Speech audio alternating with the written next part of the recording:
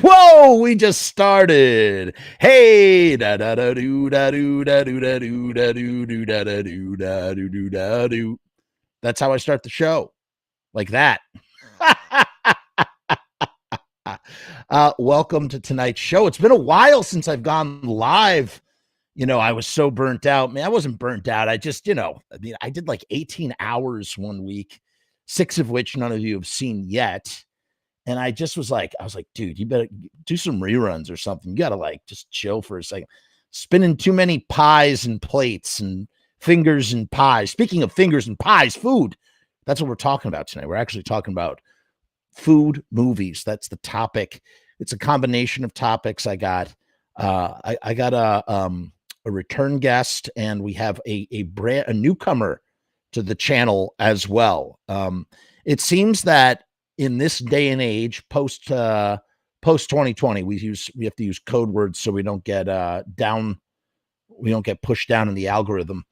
Post 2020, it seems that I've started to make a lot of acquaintances and friends and meet people and connect to people simply through the internet.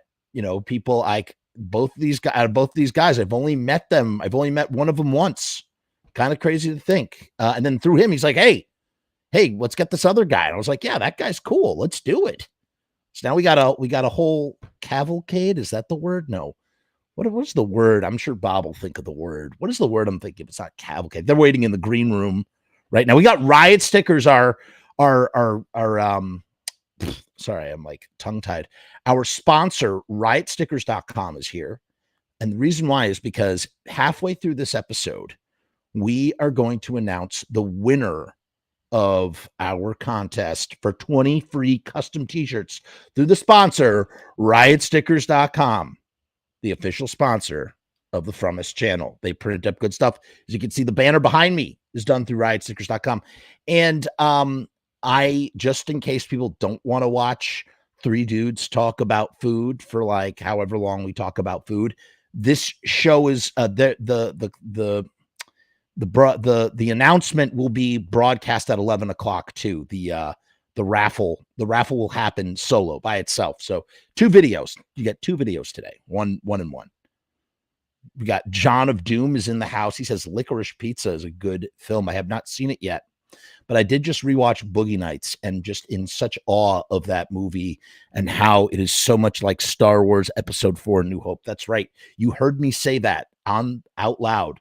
I'm still working on my thesis about it, but it's totally true. Let's bring out our guests today. Well, first and foremost, we have Bob Rose, and you guys know Bob Rose, thundergrunt.com. He's got his podcast. He has his own podcast empire. What's up? What's up, Bob? Good to see you. Yes, it's good to see you, Punham. Yeah, I haven't been on the Frumess channel for got a couple months. It's been at least 6 months since you've been here. 6 is not and 6. Yeah, probably at least 6 months. And so it's good to have you on. And then we have a newcomer who, whoa. What happened? Whoa, what is going on? Oh my God, I don't know. What in the It wasn't me. Can you hear that? Can you hear that? What is going on? I didn't do anything. Okay. I didn't do it either. I feel like Bart Simpson. I feel like, what did he say? I didn't do that. Can you hear something? Oh, you didn't hear what I just heard just now? No. Oh, that was super weird. Okay. Let's bring out Shayne. This happens, guys. Anybody who's on my channel knows we think this place is what was that word I was trying to think of? For menagerie. A menagerie. A menagerie. How's that? Cavalcade. I feel like cavalcade is the right word. Cavalcade seems like it's more numerous, I think, than a menagerie, but it's possible. Shayne probably knows. I would. Hi, guess. This is Shayne, everybody. Hey, everybody. Hello. I'm Shayne Gryn. Great to meet you. Shayne Gryn. What a name. That name cuts like it's sharp. Unique. It's very sharp. It's sharp. I've never really, as far as how we know each other, I know Shayne through just like you through the debacle, the internet. Yeah, definitely the debacle. Thus, and then subsequently the internet. Is that how you two? That's how you guys met through the debacle. Really? Yeah, that's the you only guys time we like actually. knew each other. Tomorrowland Film Festival debacle. Yeah, Which I entered in. Did you enter in? You're I in. entered in. I'm in it. I have literally no energy, and I will be Yeah. doing something that will exhibit that. I entered in as well. I did the last one. Met both of you there, Bob. I think we probably have friends in common through the Genre Blast Festival. That's probably how you hit my radar. Like that's how I met Jeff. So yeah. And yeah, definitely. Nathan is a good friend of both of ours. He's an awesome dude. We love him. He comes on the channel a lot too. Yeah, so we all have a lot of. Yeah, there's a lot of interconnections. A lot of incestual film stuff going on. Yeah. Yes, and I whatever I make for the debacle, I have one goal, and that is to make Steven as angry as possible. That is an entirely reasonable goal. It's not the only one with that goal. I'm not exactly going to aim for that. I'm going to aim for doing something that I find mildly funny and that takes as little effort as possible. By the way, when I refer to him as Stull, I'm always doing so as like Sean Connery from Celebrity Jeopardy on SNL. That's how I think about it when I say that. Your move, Stull.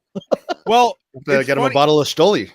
Yeah, I think we should point out too. I have no clue if he is ever going to watch this, but the reason I suggested let's get Shayne on this was because the three of us were constantly posting gross food on Steven's wall. Yes, to the point where he actually, I think, got mad at us. So he won't even respond. He just doesn't respond anymore. And then I tried to post something that wasn't food. He still didn't respond. So I said, all right, he's not happy. In fairness, he might not be getting notifications anymore. That's also true. Yes. Oh yeah, he did have that problem. Or maybe he's using it as an excuse. So I gotta ask Bob, I heard this word on the way in. Do you know what a punim is? I thought it was like your face, your cheek. Yeah. Nailed it. Yeah. That's Yiddish. Okay. Good Yiddish education there. My last name is Yiddish. That's what Frumess. Frumess is Yiddish, everybody. For those of you who are unaware, I think the name of this channel, Yiddish. Also watching like comedians, I've heard that name in stand-up before. I think Rob Williams said put him a lot, didn't he? Put him? I feel like that's very likely. I feel like I've heard him say that word. So yes. Yeah. Yes, it's possible. It definitely wasn't from my family. So originally we were Bob, I wasn't sure what to do. We had to do a show because we have to do the raffle today, and I wanted to have a show. And I said to Bob, a lot of transparency here, folks. I said, Bob, what should we do for the show, man? And Bob's like, dude, it's your show. Like, don't ask me. Yeah, but listen, Bob's. I run my own shows, so I'm like, look, I'm not coming to people and asking them like, if it's your show, you got to give me the assignment, sir. I'm sorry. Of course. I just felt like Bob's on the show so much that I just wanted to give him a dealer's choice because, I want him to be engaged and interested in what we discuss here. And for me, it's just the gift of gab. And Bob was like, hey, why don't we talk about gross food? And I was like, just gross food. That's it for an hour for like however long the show is. Like, I can't do a whole thing on gross food. I mean, I still think we could. We probably could. We didn't. It's just, I still think that's a viable topic that you could delve deep into the psychology of why it's funny and what it means and like framing. Well, let's talk about it for a minute. Why is it funny? Let's talk about that for a minute. Why is gross food funny? Well, I think there's an American aspect to gross food, first of all, especially the kind of things that I think we have shared between each other. Because especially Jeff, like I always send you like food that is manufactured and flavored as other food. Because that's inherently funny. Anything like that's why Doritos are funny. That's why any type of snack food that's flavored like another food is absolutely funny because it's like, the crumbling of an empire in our food, like as much as like late stage capitalism is killing America, we can watch it and how bad the food gets. Like tacos that are flavored like burgers that are flavored like pizza. You know what I mean?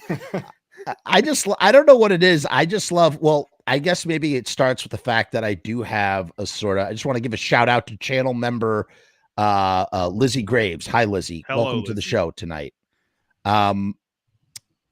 Lizzie says, because other people being grossed out can lead to great physical comedy. Great. I'm gonna say great. Yeah, I had to pause for a second. I got what you were putting down, Lizzie. Yeah, no, that great too. listen, that is there's definitely something to it. For me, it's just I just find it funny, man. In the same way that I find like farting funny. I don't know. I just like weird, and I also do eat weird food. Like, if there's like cotton candy, like something's flavored cotton candy, like pickle flavored cotton candy, I'd eat that. Like just weird stuff. I don't actually eat that stuff. You're more likely to actually like ingest it than I am. Well, hold on. Pickle flavor, but then again, no. Yeah. I wouldn't eat sushi embedded in pancakes. That stuff's hilarious. I would eat that. What's the harm in that? It's crazy. I wouldn't do it to enjoy it. I would definitely taste that though. No, but I mean, if you put some kimchi on it and some okonomiyaki sauce, like you got yourself a real meal. Right. The pancake's not that big of a deal distracting from the sushi, right? It's very possible. We have our friendly neighborhood uncle is here, new to the channel, so I just want to give them a welcome. I also find I'm in my friend circles in Baltimore. I am known as the guy that you contact when you have a funny vomiting story. So I do find he said he finds vomiting funny. Gross out humor is one of the oldest kinds of humor. Yeah, I just find it's an in-hole, and when there's stuff coming out of the in-hole, it's funny. It's visceral. It's visceral. Connected if you watch to somebody slapstick. doing something great, it totally is slapstick. If you see somebody doing something that grosses you out, it gives you that visceral feeling like, oh, I'm going to be sick. And it's almost like we're laughing in a shock, nervous reaction, and somehow that becomes humorous. I mean, I'm just thinking of this, any Mr. Bean episode where he's trying to eat something disgusting like oysters, which are delicious, but he thinks they're he thinks they're disgusting. You got that, or like, the M&M in the M&M in the wait, is that Seinfeld or is that in Mr. Bean? Yeah, no, Mr. Bean. What you're talking about. There is an M&M in Seinfeld, but I don't think that's what you're talking about. There's in M&M Mr. Bean. Yeah, there's the church, right? In the church. No, he puts the M&M. No, he tosses the M&M into his mouth and he just says, magic. In the movie. He says magic. Yeah, that's all. Yeah. That's what he does. Yeah. That's not really. Yeah, you're thinking of in the surgery operating theater, right? Is what Bob was thinking. Yeah, right, right. So, I've had people ask me why I find vomiting so intensely funny, and often I say because there's no moment in a human's life where they look worse when they're vomiting, because you have everything. You have liquid coming out of you. You're in pain, and you're making the most disgusting sound possible. You got to use a different word too. There's so many words for vomiting. I feel like vomiting is the worst one. Barf, Ralph, booted, upchuck, calling Huey, talking to God. What is the? I never heard calling Huey. That's great. Yeah. I mean, there's so many wonderful words.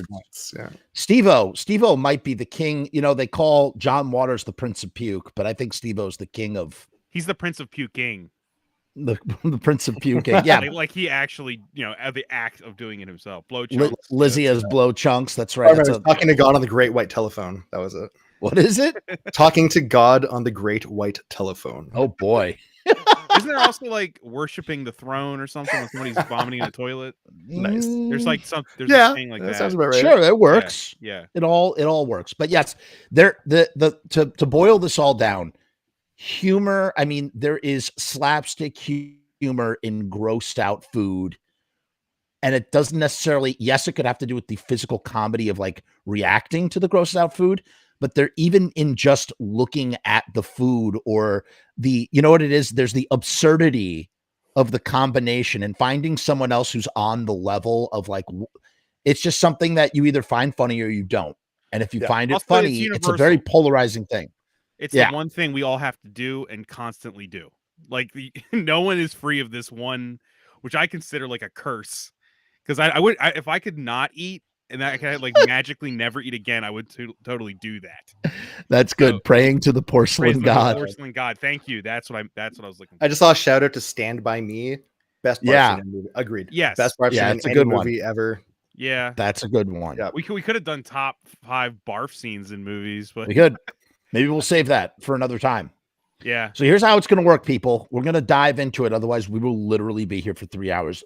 Bob and I have done 2.5 hours on Nicolas Cage and comedy directors. So the last time Jeff was on my podcast was 4 hours long. We're not doing that. That's not even a record for me. Yeah, I have to be at work at 7 tomorrow. So. Yeah, we're not. No, we'll keep. We're not doing that. We're going to keep a good pace. We're going to keep a good pace. We'll go through I'm pretty sure I listened though. Oh, thank you. Oh, nice. Shayne does listen, and I appreciate your fandom.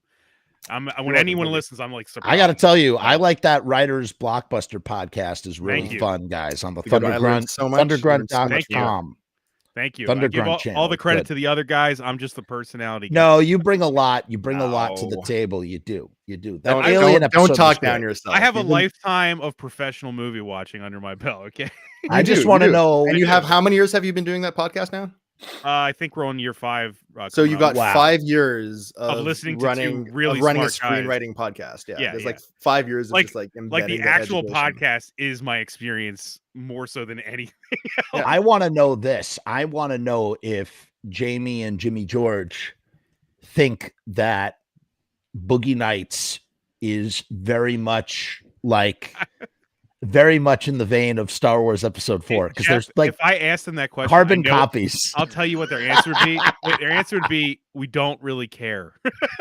But it's not a matter of caring. Is it yes or no? Yes or no? The answer is yes. The two of them would just, I know the two of them, they would just be like, what? What is it? You're There's wasting lots my time. of parallels. There's so many parallels. Those two are always so does busy. It have a 3-act structure? Is there a protagonist? There's oh my so god, much. the same movie. No. I'm telling you, it's deeper than that. Remember that daddy scene, issues, right? Remember daddy that scene issues? remember that scene in A New Hope when Nina Hartley was getting railed in the Right. hangar?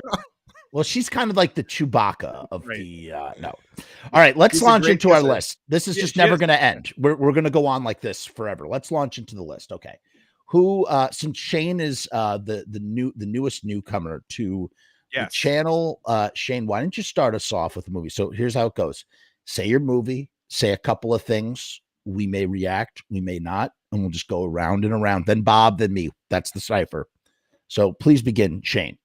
All right, so my first movie is your number 5 first. Yeah, my fifth. Could I just say number 1 for everybody? It's a short list. 1, Jurassic Park, best movie about food ever. The humans are food. The end. End of podcast. Okay, I like that. All right, we're going home. Okay, I like so that. Is that your number 1? No, that's not actually my number 1. Okay. It totally works though. My number 5. Is a 1992 Mexican film called Like Water for Chocolate. Oh, I've heard of this. Yes. Yeah. Indie darling of the 90s for sure. Yeah, indie darling. I definitely saw it in the late 90s at a rep theater. Beautiful movie, extremely sensual and very, very sexual, kind of in this like magical realism style. Where it's like, about romance and kind of like, forbidden love and stuff. And throughout it, there's this like undercurrent of preparing food, and like all the meals are like really important. And there's just like so much passion and love injected into everything they do in food. I have not read the book, but the book, each chapter actually starts with a recipe, which is like a real traditional family recipe. The source material is like about food. Like exactly. It's really just like about food. Okay. And the movie just does such a beautiful job of conveying the kind of cultural importance and just the passion of how like that food is just so deeply rooted in identity and in just like physical being. Wow. I think we should also point out here that we made a point to say that whatever movies about food means to any of us. So it's not like it doesn't need to have recipes. It's subjective. Yeah. Like, and we did say no documentaries, right? I said no documentaries on mine because that would I think that would ruin the whole list. Like it would ruin the list. About food that they kind of take precedent over everything, right? Yeah. So I just did narrative stuff. Agreed. But yeah, that's a great choice. I just wanted to make sure that they knew that we didn't have a definition of what this category is. Yes. Yeah. Bob, your turn. It's me. Okay, so I just went where my mind went with this. I wrote down like 20 movies and I picked the best 5. Number 5 is a movie that I watched so many times in the 90s on cable because I was a middle class privileged guy with cable. Is the movie Alive. Ooh, I watched I can't tell you how many times I have seen the movie Alive. Damn. To this day, it is disturbingly a comfort film for me. Like I almost picked that as a joke, and I was thinking, hey, one of you two is going to pick that one seriously, so I'm going to leave it off, and it counts. When I thought about movies about eating, it literally was like top of my brain. I was like, because the whole movie is this is a basic plot point. That's a basic plot point. Are they going to starve? It's what the right. Thank you, Lizzie. It's what the movie was known for. It's the movie where they eat people to stay alive. So, I mean, I think it's also a really good movie. It's a solid movie. All the performances are great. When I was a kid, I actually thought it was, I actually didn't know it was a real story. But when I go back and watch it now, I'm like, this is a pretty excellent movie. It should be known from how good it is outside of the movie where everybody eats each other, which isn't funny because it really happened. But I think it's a great movie that I've revisited when I'm older, and it made number 5 because I don't know. I've been exposed to it for so long, and I've seen it probably like 50 times. I dig it, man. I wouldn't have didn't even cross my mind. Although I did think of cannibalism for this show because I love cannibalism not come up in this category. You know what I mean? Like it's gotta. Yeah, it's gotta. I mean, it's very much. I was pretty heavy on the cannibalism. I'll be honest. So was I. So was I. As it was. But we are food, right? We count as food. We do count as food. You are what you eat, and you eat what you are. Right. Yep. Okay. I don't know if that works. Oh my God, this is I can't say we can't comment on the movies that they're talking about if we don't bring them up just in case it's somebody's pick. I don't want so many good that. Society. That's more like that's different. Well, that's body horror, isn't it? No, but they're eating that guy at the end. I mean, they are absorbing his nutrients. Spoilers on a 30. I guess I was narrow-minded in thinking about ingesting through the mouth, not absorbing people. Well, I mean, that's how they eat. That is how they eat. I guess we just opened up Master of all the vampire movies to the category all as well. Vampire. I mean, yes, technically, it did cross my mind as well. But that I picked for my first movie, I picked this is gonna be a little surprising. It's a movie called 100 Yards. And it is, I believe, Helen Mirren is in it, and it's a French film. I don't think, or maybe it's just an international film, and it's basically about an Indian family that finds themselves in France, and they open up a restaurant across the street from a very, very old French cuisine restaurant. And it's basically, it turns into war, but it's not like, what's beautiful about this movie is it's not a movie about racism or anything. It's just a movie about different cultures clashing. And what's the beautiful theme of the movie is how, our culture is connected to our food, and our food is our culture. And if you want to experience somebody else's culture, you eat their food. And that's a huge theme in this movie. And it's a love story. It's a romantic comedy. I was going to say, I'm not laughing at what you're saying. I'm laughing because I feel like you and Shayne both chose very thoughtful, thought-provoking. Oh no, that's not why I'm laughing. I think like, you got the title wrong, and I didn't want to correct you. No. Hold on. I'm just laughing because I chose Alive, and you guys. I might have gotten the title wrong. Yeah, I think you mean the 100-Foot Journey. Is that right? You said Helen Mirren. That's what I meant to say. Thank you. Because 100 Yards is a movie with Sean Patrick, but it's about football, right? 100 Yards is about football. I think. Nope. Famous football college athlete. It's the 100. Right. 100-Foot. I'm looking it up. Yeah. It looks 100-foot journey. It looks absolutely fantastic. I was so Jeff. Oh, it's a great movie. I was looking it up because I hadn't heard of it, and I was like, "What the hell is he talking about?" No. That's my fault. No worries. That's my fault. Worries. But I just love it. I love the idea of you can, and that's why I love watching Bizarre Foods with Andrew Zimmern.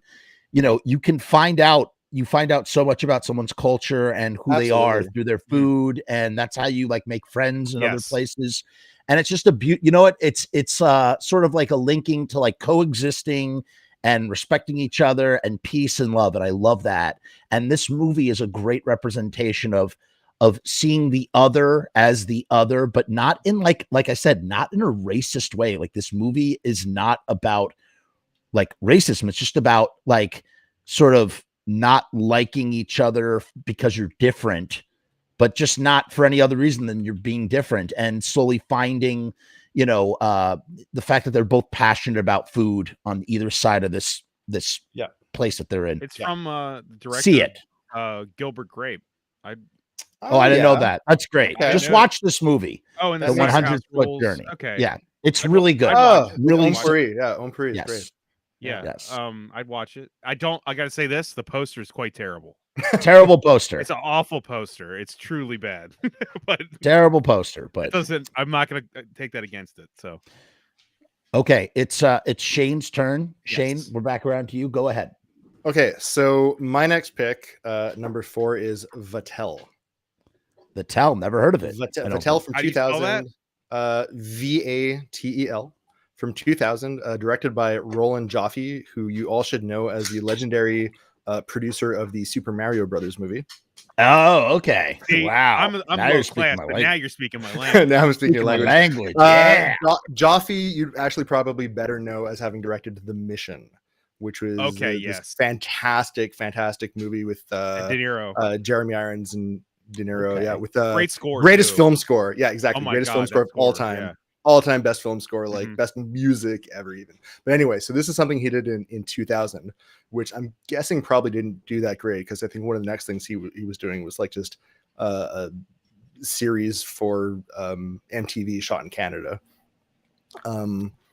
But yeah, so it's written by Tom Stoppard, who's a legendary playwright, did a lot of postmodern stuff. Rosencrantz and Guildenstern is dead. He co-wrote fan of that. Brazil. Yeah, Tom Stoppard is amazing. I think he did some rewrites with like Lucas and Spielberg on various projects. But anyway, the film is about Gerard Depardieu is a chef who is preparing a banquet for the king, for Louis XIV.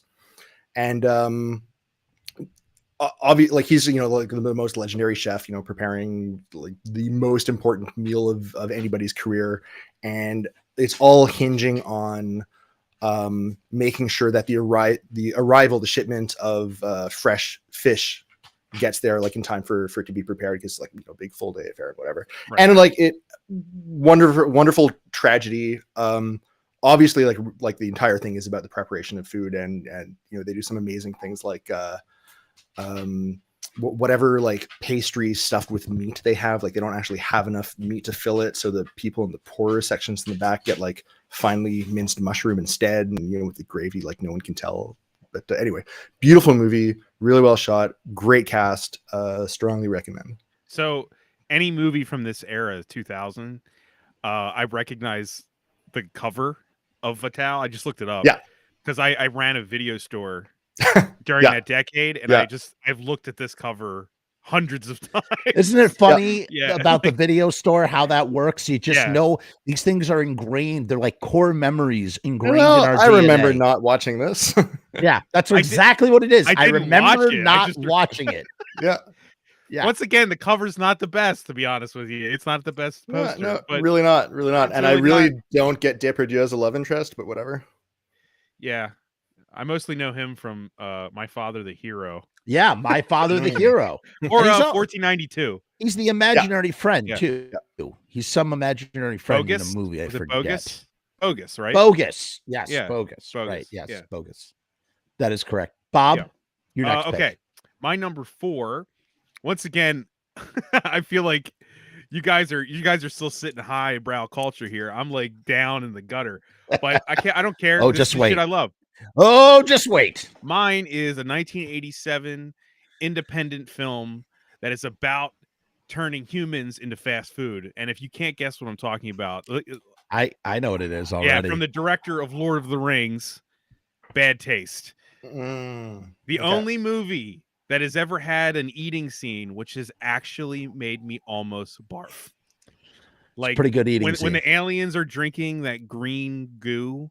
Yes. And they pass it around to each other, I actually burped up acid for like the first time watching a movie ever, because of the visuals of the actual movie. But the whole movie, I mean, it's called Bad Taste. It's about fast food. It's about turning us into fast food. I think it's viscerally disgusting in every possible way. I love it, and it had to go on my list. Beautiful. And plus, it beautiful made me almost reverse eat. So. Oh, that's a good name for vomiting. Reverse eating. Reverse eat. Yeah, I like love it. that. Yeah, That's a keeper. Bad taste is, you know, didn't even cross my mind to put it's that about on this fast list. food, Jeff.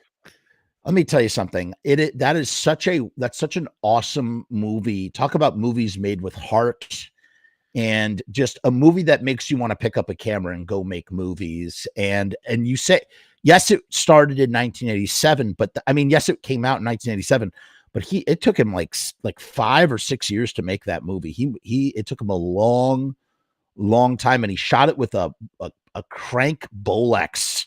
Yeah. You know, like he baked all the mass and stuff in his mom's oven and everything. Just and it goes crazier than most movies that have a budget. Like, that's the thing about Jackson and his low budget fare. Yep. Is it always like him so chainsawing creative. his way through somebody out their crotch. You know what I mean? Like, yep. That's a shot I would expect in a bigger budget movie, not in something that has nothing. You know, like sending a house to outer space. Like, still, I mean, great. This has nothing to do with the eating, but I remember when I fell in love with it the first time I watched it was when his brains fall out of the back of his head. Right. He cracks his skull open and he just takes the brain goo and pushes it back in. And then played by Jackson, by the way, right?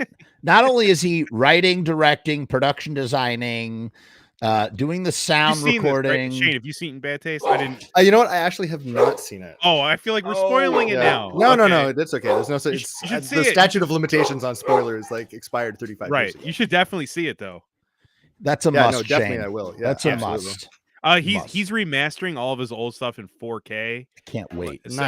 So wait for that. When that's out, you gotta check this stuff out. Literally, like my bucket list, like at the top of my bucket list for like once I own those physically own those, I don't know if I ever need to buy like another Blu-ray again. Like, I feel like that's like the holy grail of all Blu-ray buying, like those 3 movies, to have those on disc. I haven't rewatched them because I'm waiting for that moment. Because I'm not gonna watch Dead Alive, Meet the Feebles, or Bad Taste until he's done. I did watch Dead Alive because it was playing at the Alamo with Night of Living Dead. That's different. No, that had counts. to see That's that. Like I had to see that. I've only ever seen it on VHS. So yeah, I'm talking like at home, Jeff. If there was a screening, I'd go. Yeah. Okay. Yeah. Fair enough. Great. Dead Alive is visionary. Thank you. Though. Great pick. Yeah. Dead Alive could probably count for this list as well. Zombies kind of work. Zombies, any zombie movie. I just remember the lawnmower at the beginning and all the like tense shots of knives and blades that like don't go anywhere. Your mother ate my dog. Your mother ate my dog. So there's that. Why isn't that on t-shirts across the land, you'd imagine? I just wish the trend of hiring like underground horror filmmakers from the 2000s, with Raimi and Jackson, they like became big budget filmmakers. I was like, can we just keep doing that? Yeah. Stop with them. But I want more of that. Did you just freeze, Jeff? I lost Jeff. I lost Jeff. Talking. Is it? I think it was Jeff's turn next, but I guess since he froze. Well, he might. I don't know if he's going to restart the stream now or what. But we're still streaming. It's his connection froze. Yeah. So let's just go on with my next turn. Little French film from what year was it? 1991, called Delicatessen. Delicatessen by a somewhat well-known French director, Jean-Pierre Jeunet, who most people know for Amélie, or as it's better known, The Fabuleux Destin d'Amélie Poulain. Of course, you would know him as the director of Alien Resurrection. I mean, I wasn't going to just burn it out, but I was like, that's the first thing that came to my mind. I'm sorry. Of course. Yeah. And he's got the lead in Delicatessen is an actor who's like in all of his movies. And he was one of the guy with the kind of like weird looking face who was in Alien Resurrection. He's also in Amélie. Yeah, he's phenomenal. So anyway, he's the lead in this. I've seen this movie. You have? Oh, great. I haven't seen it for like 20. I'm so sorry about that. That was my system. Yeah, it was my system. We kept talking without you. Always never, ever, ever, ever let there be dead air. If that happens, you know that it's just my system or something. I'm doing this over Wi-Fi because no, it's cool, man. Shame on you. I'm on Wi-Fi too. Yeah, so. I should not be on better. Wi-Fi when I'm doing this. I should have a hard connection. Budget has kept me from investing in those. Do you want me to send you an Ethernet cable? They're like $15. No, I have one. It's my system, but that's not interesting. I'm on Wi-Fi too, but I can't run a cable. But I'm the one that's hosting all of this, right? So I think kind of a problem. I can't be. Yeah, that presents a problem. Sorry to everybody who. It's fine. We were doing good. We talked about Alien Resurrection, so. Yeah, which is not my next pick. You missed what it is. We're actually we're doing Delicatessen from 1991. I don't know if you've ever seen that one. Okay. I was going to describe it as, the aesthetic is kind of like midway between Brazil and Alien 3, and the amber tone. Everything is like really amber, dried. So I remember Terry Gilliam's name being on the cover for some reason. And I'm looking up here, and it says it was presented. Oh, yeah. I don't think I'm crazy. Yeah, it does. No, you're right. It says presented by Terry Gilliam, which is one of those. That was his breakout movie. That was what's his face's breakout movie. Jean-Pierre Jeunet, yeah. And I guess that's the kind of thing like when Quentin Tarantino presents some movie that already. Yeah. What was the? Yeah, he had the whole series. The Iron Fist movie. Iron Fist. Yeah. Yeah, it's basically like, well, if you put my name on the poster, you can release it in this country, kind of thing. Right. Yes. Right. To give it validity to an. It's when audience. posters and like covers mattered. Like they would put anything on there to pick it up. Yeah. Right. Like this cover. Once again, I looked at this cover 900,000 times. Like when I was working. Hell yeah! It's a great. I think the golden pig. Yeah, I think my dad has a copy of this poster rolled up somewhere. He like collected posters and just like kept them in storage. I mean, eventually, probably. I don't know if I'm gonna. You know, it's a nice enough poster that's probably worth framing and putting up somewhere. You should. Do you love the movie enough to like frame it? I love the poster enough. Okay. But yeah, it's great, weird, quirky, dystopian. I guess like quirky is probably the best. Quirky is a good word. Quirky is very like masterclass in tone. It just like has one of the weirdest tones of any film you'll see. It's just like kind of in this surreal, depressing environment that's just it's bizarre. It's bizarre. They're like in a cartoon, but a really sad cartoon. I like that description. Yeah. Oh yeah, and of course, like there's this like bad guy who more or less is a Gestapo. So there's like all these overtones of totalitarianism. Really great. Who just I'm gonna eats people. Before we glitched out, I was gonna say I haven't seen this in like 25 years. I'm due. Yeah, I saw it in high school. I actually had a high school French teacher show this sort of class. For me, I was in high school when I saw it too. Yeah. So. This dude is a fantastic filmmaker, and he also did City of Lost Children. He did Alien Resurrection, as you guys said. Micmacs. Look, I like Alien Resurrection. I actually find it entertaining. I'm not going to say it's like a great movie, but it's better than any of the AVP. I think it's a great movie. Low bar. I'm sorry. I still would watch those too, to be honest with you. Well, yeah, they're still. I mean, kind of worth watching, but like. I'd watch most Alien movies, to be honest. So I enjoy Resurrection. No, Resurrection is fun. I don't remember the number of the room is, but the room that has all of the different genetic modifications, like the attempts at recreating the fused Ripley alien. It's beautiful. Some of the like best artwork you'll see. Also, Brad Dourif, and it's a shocking scene. That's a shocking scene because we all know how it ends, and that scene is really a good scene. Absolutely. Can we spoil that movie because it's 20-something years old? So also it's like an alien killing another alien to get out of a cell. I always thought was kind of ingenious. Very good. Yeah. It just folds on top of the first movie, which the alien's acid eats through the ship. Well, how about two aliens? Or a bunch of aliens? The question: do they know what their blood does? Like did they have knowledge of it in some way? Well, this is the thing I think we forget about the xenomorphs a lot is they're kind of portrayed mostly as these wild animals that are just driven by hunger.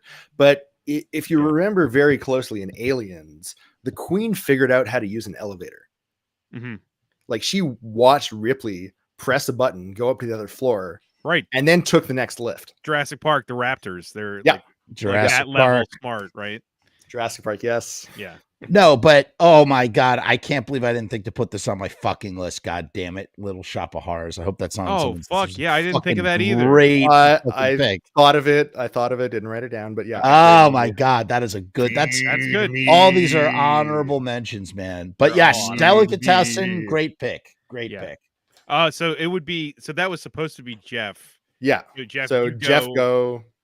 Then Wait, Bob. it was my Yeah, turn? it was your glitched turn. out on your and you turn. glitched out. I had said bad taste, then it was your turn, and you glitched out. Okay. Don't glitch out again. So for my next pick, so this is my second pick, or this is my this is fourth your number pick? 2. Switching Shayne on this go around. Right. Uh-oh, am I blacking out again? No, we're okay. No, that was Bob. Okay. That was Bob. So I'm for okay. my am next I here? pick. Can you hear me? Yeah, you're Can here. you hear me? We're all here. Yes. So for my next pick, I am choosing Welcome to Good Burger, home of the Good Burger. Can I take your order? From 1997, I think. A spinoff from the Nickelodeon SNL kids variety show called All That, featuring Keenan and Kel. And this movie is just super friggin' fun. When I was thinking about like what is a food movie, and I just thought about fast food, and I said that's just it's a great movie based on a great sketch and a great example of taking a sketch and doing adapting it into a movie that really sort of holds up, and the plot is great. You have it's your classic setup, right? Like we have Mondo, the evil big corporate, the evil rival thing, that wants to shut down the small independent guy, and Mondo Burger, and they have those cool looking fast food suits, and it's like we think of like it's also like an indictment of food additives in a very silly way. Absolutely is, and it kind of like takes, I don't know, it takes like the some of those core concepts from like 80s movies and updates it for the 90s. Mm-hmm. And the other thing that it does that I really like, there are these, how do I say this in the right kind of way? So jobs where whoever works, maybe if you work at a fast food place, maybe you don't take it that seriously. Maybe you're just kind of thinking of it, whatever kind of job it is in where you're at in your life. It's just a job that like, I don't know. It's not something like, it's not the be all end all of for you. If in just happenstance in this movie and in movies like this, or they take everything about the job so utterly super seriously. Like the idea of like the ideals of excellence, you know what I mean? Like the ideals of excellence in this, when you're just thinking like, it's just fucking burgers. You know what I mean? Like that kind of thing. I believe, not to sound all, I believe this is all predicated on several comedic obsessions. Go ahead. No, I'm saying the script term for a lot of these things would be comedic obsessions, like comedic obsessions. Sure. Comedic obsessions. Sure. Like they're like completely obsessed with who can, like, whenever you have a movie where it's just about this microcosm of a world that no one actually cares about, like right, that's competing burger joints. That's what I was trying to say. And I didn't, some people, this is their job. And I I just didn't want to sound like, everybody has a job, all jobs are important. I just want to clarify that. But it's just this idea of like, and I say this as someone who worked at a PF Chang's for, almost 7 years and spent 10 years. So just to put that out there. My point is that like, but when you're in that world, everything feels like a bigger deal, and it's not. It's just bullshit, man. That's usually a comedy though, right? Like, yeah. And it is. And so like, they're like obsessed with like, who has the best sauce. Yeah. But it's also about bureaucracy, I guess, too. It's you become obsessed with the importance of the bureaucracy of it's also the place. Does that make sense? Do you know what I'm talking about? It's also like your classic save the community center setup. Yes. Like it's just this, instead of a community center, it's a burger joint. I don't know how familiar you guys are with Breakin' 2 Electric Boogaloo. I'm using that as a template, but save the community center. Obviously, Good Burger is the little guy, the community thing, the local place, and then it's getting run down by big Right. corporate, fat cats. So you're saying like UHF follows that template as well? UHF, absolutely. Absolutely. Sure. Like Great example. You could even say Good Burger is UHF with fast food restaurants. I mean, Fair. Okay. it's really, I mean, I wouldn't even be surprised if they said that when they were making it. Jeff, this was almost on my top 5. It's obviously on my honorable mentions. I am so happy somebody else put it there. I couldn't, man. I couldn't help it. I couldn't help it because and also the production design is really great. The contrasting looks between Mondo Burger and you know what it is? It's like 90s sensibilities around like commercialism and business. And again, like today, we think of these like back then, like people.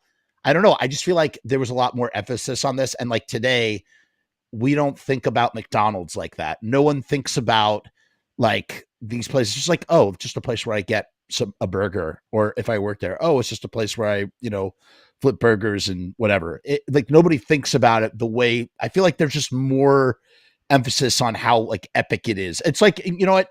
I'm saying it really bad. And Bob said it really good. Okay. The thing about the comedy, what is it? What'd you call it? Comedic obsession. Yeah, comedic. Yeah. Let's just leave it at that. Comedic. I was going to say too, like, can you guys, I'm going to kick myself if I'm wrong, but I think I'm right. I would say that most people would consider this the Nickelodeon movie. There was a few Nickelodeon movies. Okay. Yeah. But I feel like Snow Day. Harry there's a few in there. And I'm not live action. Yeah, live action. I feel like this is the live action Nickelodeon, the orange years of Nickelodeon. I think you're right. The flagship movie that reminds everyone of that era, right? I mean, I can't think of some. Yeah, I can't. I'm a dude. You're a dude. She's a dude. We're all dudes. That song was a very popular ska like song that everybody sang. I think it was Less Than Jake. By the way, Keenan's career has been incredible. Like to have that many moments in your career. Yes, like outside of just SNL to have all that. I mean, he was in the kids SNL. Now he's in SNL, and he's done everything in between: movies, television. He's a goat. He's absolutely a goat in his own arena. I just really want to point out real quick. I have this on DVD. It is incredibly rare. Eat the Rich. Lemmy is in it. So is Paul McCartney. Eat the Rich. Okay. Yeah, Eat the Rich. Check that out. Okay. Okay, we're going to stop real quick. We are going to announce the winner of the contest, okay? So guys, you guys sit tight because it's going to play a video to do this. So we're going to cut. Can I go pee? You can go pee while this happens, although I don't know if you're going to want to pee. You might want to see this. Oh, is it? Okay. You might want to see it. I don't know. It's up to you. There'll be, for anybody who doesn't feel like digging into it later, they can watch it later. Point is, we had a contest, just so you know, as I said at the beginning, our sponsor is riotstickers.com. And, if you need stickers or anything printed, you go to riotstickers.com. They did a Sharpie Riot. Josh, who's been our sponsor for 6 months. Today is the 6-month anniversary that we've had Riot Stickers as our sponsor. I know Josh and I, we go back a ways. We used to run in similar circles, and I had used him for printing up merch back when I used to be video business media. And I can't say enough good things about Riot Stickers. He decided to do a contest with this channel specifically for 20 free custom t-shirts that he's going to print, free shipping inside the US. We pre-taped this segment because of, as you saw, we glitched out earlier. We didn't want any problems with the system. We used a digital sort of spinning wheel. I didn't want anything to mess up with that. So we did this yesterday. So we already know who the winner is. It's already been chosen, selected, picked. We're going to play the results for you right now. Make sure to get in touch with Josh. Actually, Josh will get in touch with you because he's got your contact information. Rue Morg is in the house, one of our long time friends of the channel, support of the channel. He says, thank you, Josh, from Riot Stickers for supporting this channel. I agree. And thank you, Rue, for supporting this channel. And everybody out there who supports the channel, it's greatly appreciated. So without further ado, I'm going to play the video real quick for you that we recorded. I can't wait to see what this is, what you're talking about. I don't know what you're talking about. I'm just going to play this video. Hey, yo, it is time now to figure out who is the winner of the Riot Sticker Contest. For quite a while now, I've been asking you guys every single time we do a show to enter your name to riotstickers.com/win to enter in and see if you could win a raffle that would give you 20 free custom shirts with whatever you wanted to print on them. And the time is nigh. The contest is over, and we are ready to pick a winner. And just like in Highlander, there can only be one. Who is that lucky person? We're going to find out right now. But we need help from our sponsor in order to do this. So, without further ado, I'm going to bring out the CEO of riotstickers.com, the one, the only, Sharpie Riot. Let me use my magic to do that. Ready? 1, 2, 3. Oh, hey, buddy. How you doing? Hey, good. Hey. How's it going? Hey, it's going great. It's going great. I'm so excited that we finally can find out who the lucky winner is. And we have a very special way we're going to do that. I'm going to turn it over to Sharpie Riot himself. He's going to tell us how this works exactly. So Sharpie, take it away. Yeah, so thank you everyone for signing up. And we ended up having a lot of entries. So we're going to stick all the names of everyone that signed up onto a wheel, and we're going to do this. And what's the wheel? Explain the wheel just a little bit more for people that don't understand what a wheel is. We're going to use a wheel of names online, and everyone that entered, we put all your names in there. So we'll put the wheel up on the screen in a second, and you'll see it, and we're going to spin it, and it will land where it lands. It will land where it lands. Yeah.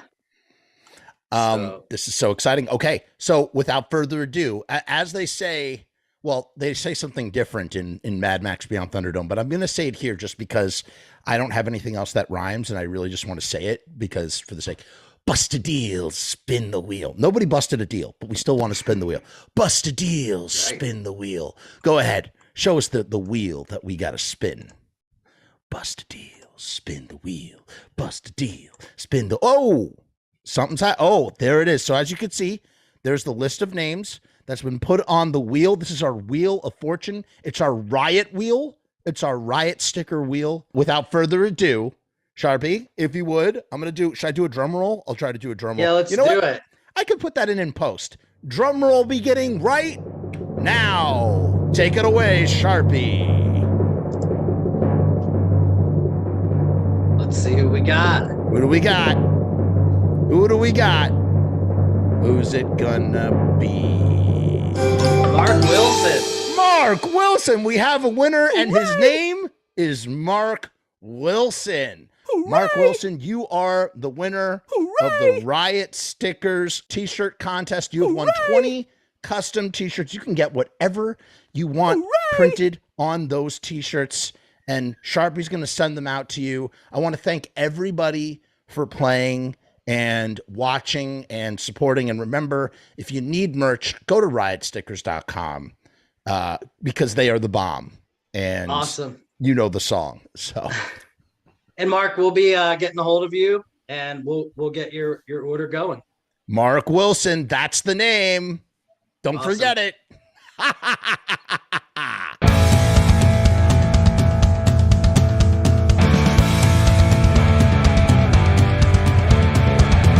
We make stickers, banners, and buttons too, posters and promo cards. There's nothing we can't print for you. From stage backdrops to bass drum heads, we can print on shirts, we can print on hats, we can print on pants. Cheap prices and high quality, quick turnaround times and free shipping. We also offer free artwork support, great customer service, and so much more. Riotstickers.com, Riot Stickers, we are the bomb. Riotstickers.com, Riot Stickers, we are the bomb. Riotstickers.com, Riot Stickers, we are the bomb. Riotstickers.com, Riot Stickers, we are the bomb. Mark Wilson, you are number one. Mark Wilson, we're gonna have some fun.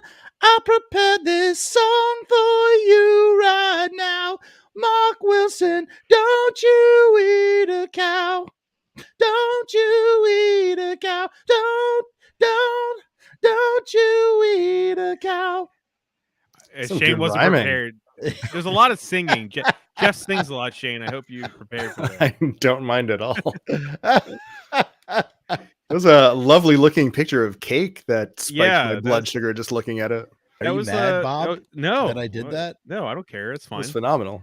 Okay. Yeah. That's like from Love that wheel. I think 4 birthdays ago, maybe.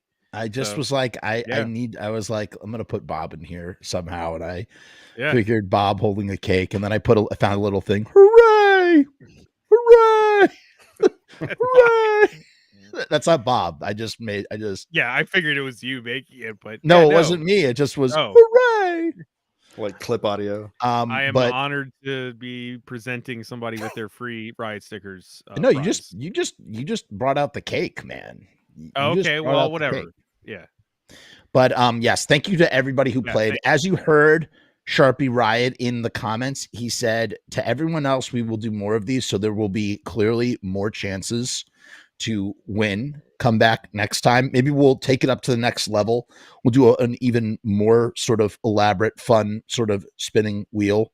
Maybe we'll actually spin a wheel in real life. Maybe I live on a hill. Maybe I'll just roll down the hill with all the names written on me, and whatever side lands face up, that will be the person. I don't know. We'll figure something out. I live on a hill. I live on a hill. I could write a song like that too. Dagger Love is in the house. How you doing, Dagger? Hope you're well. Good to see you. Rui. Red Sun loves using Riot stickers. That's awesome. There you go.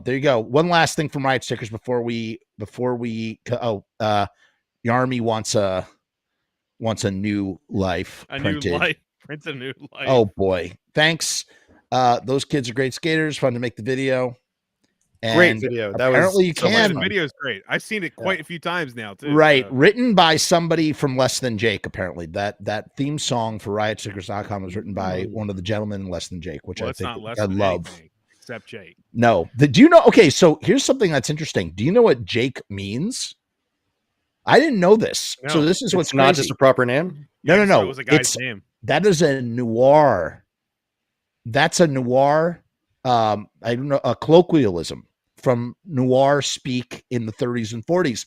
If something is Jake, that means it's awesome or like up to snuff. So to be less than Jake means you're less than okay or less than whatever. Now I have to look They're up. just lowering the bar so people don't judge them too harshly. Less than Jake means that we're not Jake. You know, if they like made a sequel everything's band, good. would it be like the 2 Jakes or less than the 2 Jakes? Well, you'd have to talk to Jack Nicholson about that, of course. Yeah.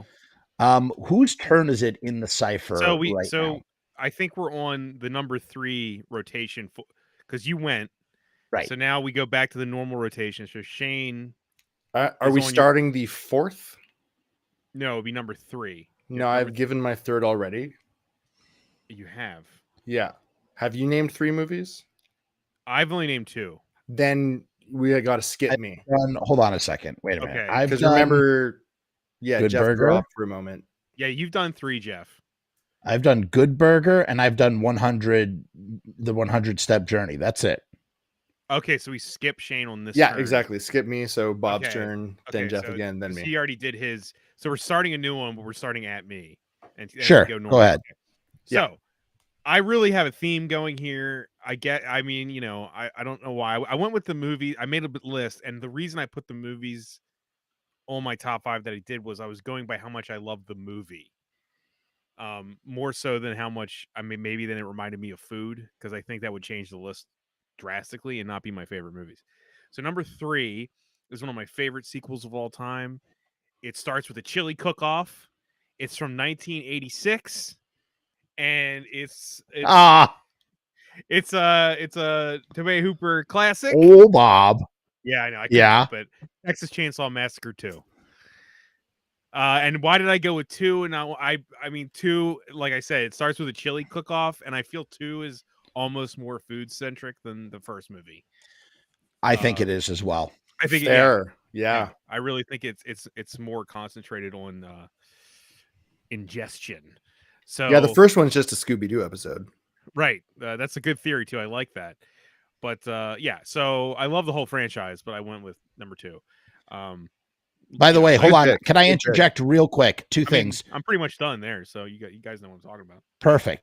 Then I'm going to interject real quick. So apparently, Sharpie is correcting me. He's saying that Less Than Jake is named that because one of their friends' dog's name was Jake. However, and I'm sure I don't know that much about Less Than Jake. However, when Apparently not. Okay, but the informal slang for the term Jake means all right, satisfactory. And they used to say it in the 30s and 40s. So now when I read that, in my mind, I said, oh my God, that's what Less Than Jake is. That's less than satisfactory. It's less than all right. I thought that was such a cool band name as a result, but apparently I'm wrong. They should have looked that up before naming their band that, because they're just saying, hey, we're really not a good band. We're Less Than Jake. I love it. I love that idea. I love that connection. I hope there's some semblance, some shred of truth. I was trying to look up why they're called that officially, but I'm yeah, going to go with what you said. Pull that up. I trust the sticker guy. I trust the sticker guy. Listen, I trust the sticker guy the too. Quality of the stickers and the quality of his Less Than Jake knowledge. Okay, so we're back to we're springing back to me. Yes, you're on Jeff. We're on Jeff. Okay. Yes. All right. So for this next one is one of my I was about to say one of my favorite films. Oh, okay. Riot's saying I am right though. Interesting. He's saying I am right. He says the band got their name from a dog, Jake, who is usually treated better than the rest of the household.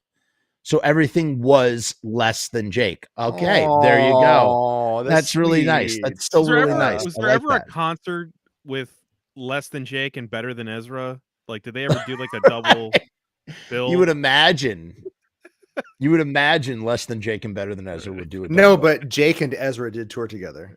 Right. Of course. Yeah. So for my next film, I picked a movie that I just love and respect so much. I just really do. I don't watch it often, but it's every time I watch it, it's like I'm watching it for the first time. And you know those movies where you've seen them many times, but you just don't remember everything that happens in them, and then it's like watching it for the first time, kind of, even though you know the movie and have seen it. And that's Parents from 1989 for me. And I just love this movie so much. Every time I watch it, I mean, it's a living nightmare. This movie, it's got some John Waters in its DNA. There's some David Lynch. It's like Lynchian water. It's a really, really bizarre movie. Randy Quaid at the height of Randy Quaid's powers before he went crazy. Before he went completely nuts. Right. And it's told from the perspective of a little boy, and it's about food. It's about the food that the parents give you. And the thing is, the theme here that I don't think gets talked about enough is we're supposed to trust what our parents give to us, like as food. We're supposed to believe that our parents are feeding us healthy and nutritious food because they want to see us grow up big and strong. And for this little boy, he's just not sure what is real and what is not, and what is in his imagination and what is not, and what his parents are and what they are not. And it's like it definitely has themes of like, the nightmare under suburbia perfection, which is a theme you see in a lot of movies. And the ending is just so great too. There's a button at the end of this movie that it's just so satisfactory, and it gets really dark. I mean, it is really dark. I used to listen to Shockwaves a lot. Streaming anywhere? Because I actually kind of want to rewatch this one too. I don't know. I think it might be. Check justwatch.com. Yeah, I am. Mick Garris, who has a podcast as well, was quoted. It's on Tubi. Elric Kane from. Oh, perfect. Yeah. So Elric Kane from Shockwaves, a podcast that I love dearly, would always quote Mick Garris, and I think it applies here. comedy that's so black that it's red. And that's exactly what this is. The comedy is so dark that it's bloody red. I was going to say, it's directed by a comedy legend, which is Bob Balaban. A guy who's an actor. Who's an actor. I didn't know he directs. Yeah. He's one of the best like comedy character actors you could ever. What else did he direct? Well, for me, his other movie that I consider that I truly love is My Boyfriend's Back. Right. Yes, which is so good. We've talked about this. It's a black comedy that leans more to like the Naked Gun silliness than Parents does. No, I want to correct you there. I'm going to call you out on that. I appreciate what you're saying. No, I'm right. I think Naked Gun is not the right word. I said lean. No, I think lean. I think you're wrong. There's jokes in My Boyfriend's Back that border on spoof humor. It really is. You got to watch it again. I think spoof. Yeah, it's not a spoof. I don't think that it leans towards spoof. Border. I think it's. Said border. No. I'm gonna call you on that. I don't think so. I'm trying to think of a better word. It's not spoof. I know what you're saying. I agree with you, but it's not spoof. Is not the right word. Naked Gun is not a good. The Naked Gun movies are not 100% spoof in their humor. Like there's just a lot of just really like silly nonsense, pure comedies. Actually, yeah, it's like look at that beaver kind of whatever. Right.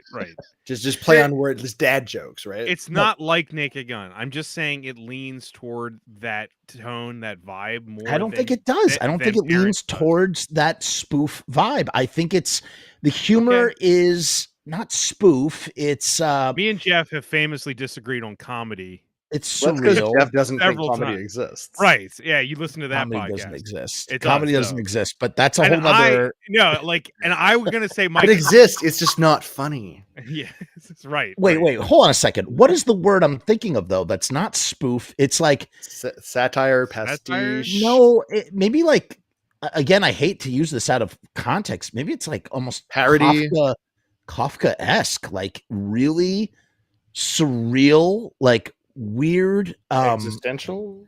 I don't know if that's the right word either. either. If I go with that, listen, I'm gonna figure out what the word is. All I'm saying is listen, you are entitled to your observational opinion on that. It's a factual disagree. Opinion. No, I totally disagree with this. No, because you're not. I'm saying the tone of the movie. I'm not. Yeah, I know you mean the tone of the movie. I know exactly what you mean. I'm just at a loss for words, and I also think you're wrong. My Boyfriend's Back is ardently silly. It yes, is. It's totally silly. Parents is not totally like silly. that at all. Yeah. Parents to me is like I said, like Parents you said, treats it extremely super. black humor. Yeah, it treats everything that it's incredibly like it's incredibly comedic, but treated completely seriously in the same way. Sorry, go ahead. I was going to say there's points in My Boyfriend's Back where it's almost winking at the camera. Yes. I would agree with that. It's Shayne, you've seen this movie too. I don't know if you've seen it, right? I have not. Oh, okay, never mind. Oh man, you have to see it. It's really great. Yeah, really That's great. the Bob Balaban film. Philip Seymour Hoffman and Matthew McConaughey's first film. So if you look, no way. Yeah, way. Okay. Yeah, Philip Seymour Hoffman playing a character that is actually it's kind of like if you watch that and then watch Twister, you can't believe that it's like the stepping ladder of him getting more prestigious as he goes. Oh my gosh! Okay. This is we can thank Bob Balaban for. I was about to say, Bob Balaban directed My Boyfriend's Back. He's great in Twister, but I would say like he's even more of a silly character in this. Nice. Yeah. So, but Parents does actually what Reanimator and Return of the Living Dead do, but to an even farther down the spectrum, where both of those films take the subject matter super seriously, and comedy is a byproduct of how serious they take it. The more serious they are, the funnier it is. Yeah. And then Parents just like goes to a whole nother level. Parents, like if they're sitting in the house, Parents like punches up through the roof. You know what I mean? Like just it takes itself so incredibly seriously, and for that reason, everything that's said is soaked with just pitch black, so black that it's red comedy, and it's great for that reason. Do you feel like this movie has like developed a following over the years? I mean, I've heard Jeff mention this movie like 5 times since I've met Jeff, but I don't know how much. I know the editor. Oh, really? I don't know how much people are aware of Parents. I am. I watched it in the 90s, but like you should do a whole show about it with separately. I would love to just talk about Parents because it's so good. Okay, I mean that's fine. I would do that. We should but I'm curious as to the cultural like knowledge of this movie, like because to me it was such a big horror movie back in the day. It's kind of like, remember how we talked about Meet the Hollowheads? Yeah. Oh my God. Like to me when I was a kid, that was a huge movie, and I thought it was like one of the No, that's like obscure as fuck, dude. Oh my God, is that obscure? It's one of those. Hey, a dog. Hey, whoa, it's a dog. What's the dog's name? Oh, you can't hear us. It's just sometimes you find out that something's not popular when you're a kid, when you grow up, you know? Right. Yeah. No, Parents, I feel like has that, as I've told the story on the show before, super quick. I met the editor who's edited a lot of Brian De Palma films, and he's the son, he's the father of my brother's best friend from childhood. Shane's going through something right now. He's got a dog in one hand, Harley. A microphone in the other. Yeah, say hi, Harley. Named for the knock me over. Named for the motorcycle or the comic book character? Probably more the motorcycle, I think. Okay. All right. Goodbye. Hi, Harley. Very beautiful dog. Thank you. Point is, I told the guy, I was like, dude, I can't believe you edited Parents, and he was just blown away that anybody gave a shit about that movie as compared to, say, working on Scarface or The Untouchables, both of which he was the editor of. And he's like, what do you care about Parents? I was like, because Parents is the shit. So that means Untouchables was so well edited, though. He was, I think he was really stoked that someone was into he was like kind of blown away. Like he just wasn't expecting that. Bill Pankow. Yeah, and it's a deep cut. Deep cut. His son he edited Domino. Oh my God. Yes. Yes. Did he do Untouchables? I think Untouchables is on there. I think that was his first. Yes. He did Untouchables, and he also did Scarface. Body Double, Untouchables. Yeah, dude. Snake Eyes, Femme Fatale, Black Dahlia, Trespass, Domino. Yep. Yeah, dude. Really, really awesome dude. His son Mac. I went to school with his daughter, and I know Max shot here. Son. What was shot there? Yeah. Snake Eyes. Here, as in I'm in Montreal for the listeners that don't know. Oh, I didn't know that. Okay. Snake Eyes. This is an international podcast, by the way. Yeah. All right. Yeah. All right, let's move on. Next, who's now it's Shane. Now we're back on. We're leveled up. Okay. Number 2, right? All right. I'm going to go a little more mainstream with this choice. Very popular movie about food. Ratatouille from 2007. Man, I thought about it. I'm glad somebody picked it. How could you not someone write had that to down when you're brainstorming, right? Yeah, someone had to. It just, thank you for that. We've all seen it. Thank you for that. It's instant classic. It just, I mean, we know what the standards are like at Pixar, and it's just like such a perfect story that is perfectly told, that has so much passion in it.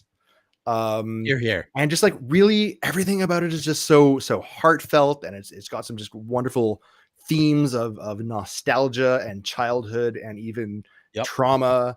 And it's like, the bad guy's not really a bad guy, and it's just being able to connect to somebody on that level with food, and also like just taking the whole snobbiness out of that high level of food and cuisine that a lowly rat could that a lowly rat could do it, and that they win the prestigious thing, spoilers, right, with just a basic homemade meal with a very simple presentation.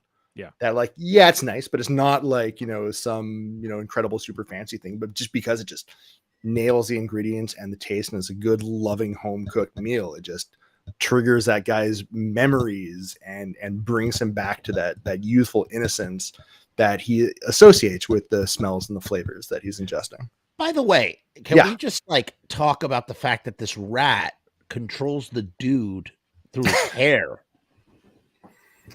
Yeah, they got a good system going. Good system, They totally worked it out. It's like, like with the writing though behind that was like, okay. Okay, but hang on. I just heard that if you put a coat hanger on your head, you have this reflex where your just head automatically turns. I saw on which that. Way. That is true. This is a thing that's going, and this is like actual, true, real science. I want to try it. So, okay, so the reflex. Touche. So I think it is feasible if this rat is really smart. He can give enough direction to this human. Fair to enough. work I like a also- puppet. I mean, just also, I feel like Ratatouille for non-comedy fans, that was the movie that introduced the world to Patton.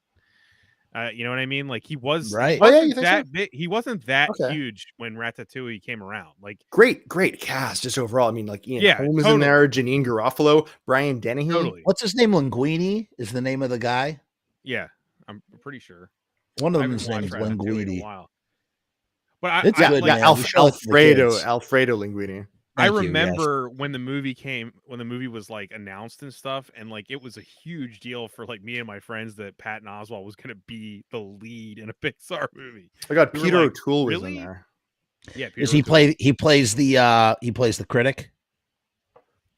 Anton Ego. Yeah, model. Yeah. after Louis Oh, what Jouvet. a great name. Yeah, right. Anton Ego. Ego. So good. So good. I would consider that's that fun. like if you went top tier Pixar, that's always going to be there, Yeah, right? yeah, that's definitely one of their top It's films. got a lot of heart. That Also, movie's got a lot of heart. I know we're not supposed to talk about honorable mentions, but when I wrote down Ratatouille, No, I'm kidding. No, Go ahead. The the I'm kidding. two movies that followed in my brain, we don't need to talk about them, but I'm not going to talk about it anywhere else. Are you smoking?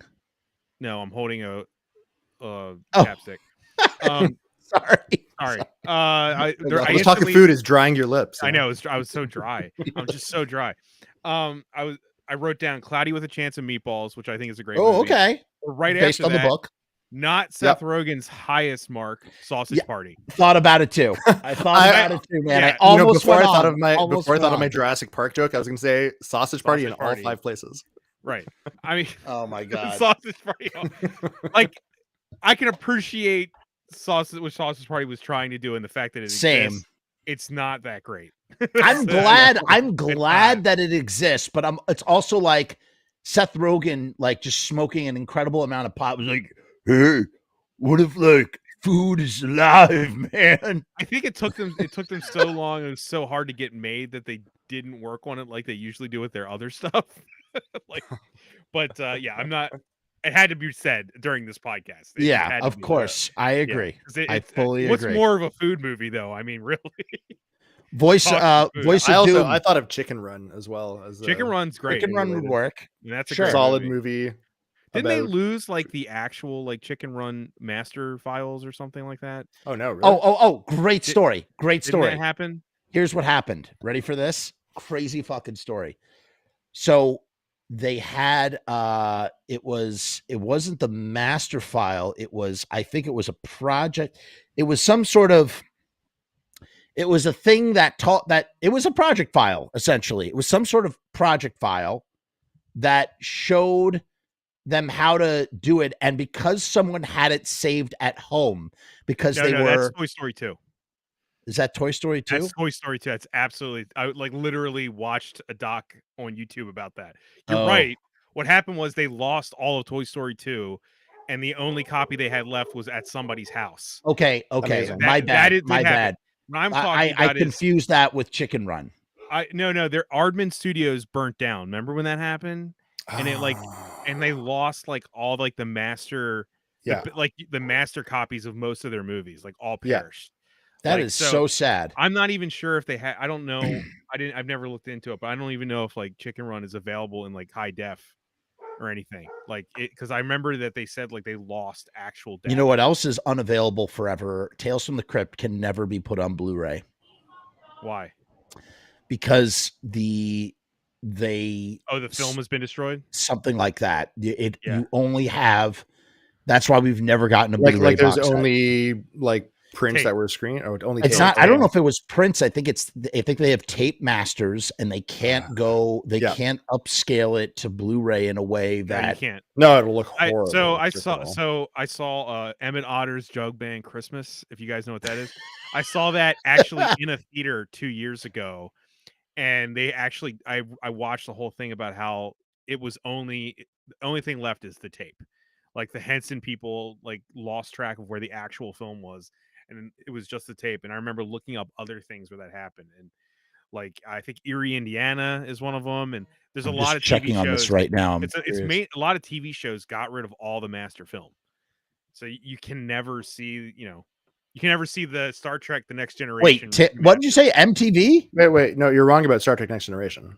No. I'm saying it can never be like Star Trek. Oh, it can never be like Star Trek Next or Generation. Pee-wee's Playhouse. If you see, I mean, either of those remasters is incredible. Yeah. It looks And I mean, what's incredible. What's terrible is that they did Star Trek Next Generation, shot on film, of course, and did an amazing HD restoration of it, but they didn't really make any money on it. It just didn't do enough business, and so we're never going to get Deep Space Nine in Okay. in HD. But they did TOS though, right? Okay, this is really they did weird. TOS and they did Because I've watched TNG. both. So there is a German Blu-ray apparently. I don't know if this is a bootleg or not, but there is a limited edition. Oh no, it's SD on Blu-ray. So it is standard definition. Yeah. There is a I have to Blu-ray look set. it up. Okay. Okay. There Maybe- is a Blu-ray set of Tales from the Crypt. However, there is everything with Tales from the Crypt will always be in standard definition. I forgot exactly why they can never do HD because they don't have the film anymore. They just have tapes of it, which is just And I mean, heartbreaking. a lot of stuff from that era was shot, like that shot film did a transfer and edited it on tape as well. So like they Mother never actually effers. made a final product. Like Yeah. film was just the capturing method. Right. X-Files was smart. They're the smartest ones because Chris Carter saw the Breaking Bad too. well Chris, like when did X-Files air? 92, 93? He knew that Yeah. widescreen would become the eventual format, and so while they were shooting film for 4:3, they framed it for 4:3, but protected for 16:9. So you never had any booms or light stands or whatever in your frame. So that eventually he's like, hey, if we manage to get a remaster someday, and Remember now when we they do, it's released beautiful. they released Buffy on Netflix, open mat, and there people were complaining the fact that you could see like you could see camera stands and boom mics and all this shit because they wanted to make it Wow, widescreen. for real? Yeah. But I think they're number one, they're not framed for that. Like, so the directors didn't intend that framing, so it's like that shouldn't be. But at this point, we could probably erase most of that stuff and keep it widescreen. Yeah. If we wanted. Like that's possible, but I'm not saying. But at the same time, I do like when they did that with the Simpsons on. By the way, we have to get back on track. We have to get back on track. Simpsons because I just want to say the Simpsons was put on Disney Plus, and they had it in 16:9 instead of 4:3, and people were pissed. Well, they rightfully so. Finally, the Simpsons is at our fingertips, and it's wrong. Like, and it was like the Simpsons is literally the reason they added the feature to let people choose your aspect ratio. Right? Like they programmed that just to satisfy angry Simpsons fans like us. Right. There you go. Who's next? I just said Ratatouille, so it's Bob. You said Ratatouille, right? Okay. Yeah, Bob, go ahead. My number two. Like I said, this is a theme that will end with my number one. But my number two is one of my all-time either one of you take my number one, I'm going to be pissed. I don't think I'm going to. I don't think either. But my number two is one of my all-time favorite movies, arguably Guy Pearce's best film. Oh! Yeah. Is that your number one? No. Okay. Arguably Guy Pearce's best film is from 1999, which is an incredible year for film, as we all know. This is my number two as well. Is it? Yeah. So okay. So it's Ravenous. Motherfucker. I mean, like, how could it was bound to happen? It was bound to happen. Ravenous. It's not just a great movie, but literally, I can't think of anything but that soup, that stew. Which, even though I know it had human meat in it, it looks fucking delicious. I would eat that stew in 2 seconds. Yeah, that stew looks so good. Human stew looks delicious. I mean, they make it just seem so hearty. It's like you chop up your people, you chop up your vegetables, you make a roux or your stew, and that's could someone take care of the spam bots and someone in the chat, one of my mods in there, please. What I also love about Ravenous is just the lore of it, like explaining like the Wendigo, like explanation, like what that actually was. Love it. How eating humans gives you sort of like semi superpowers and invulnerability. I got killed by a Wendigo on TV once. You did? Really? I did. Yeah. Wait a minute. Fear itself? Wait, sorry, what?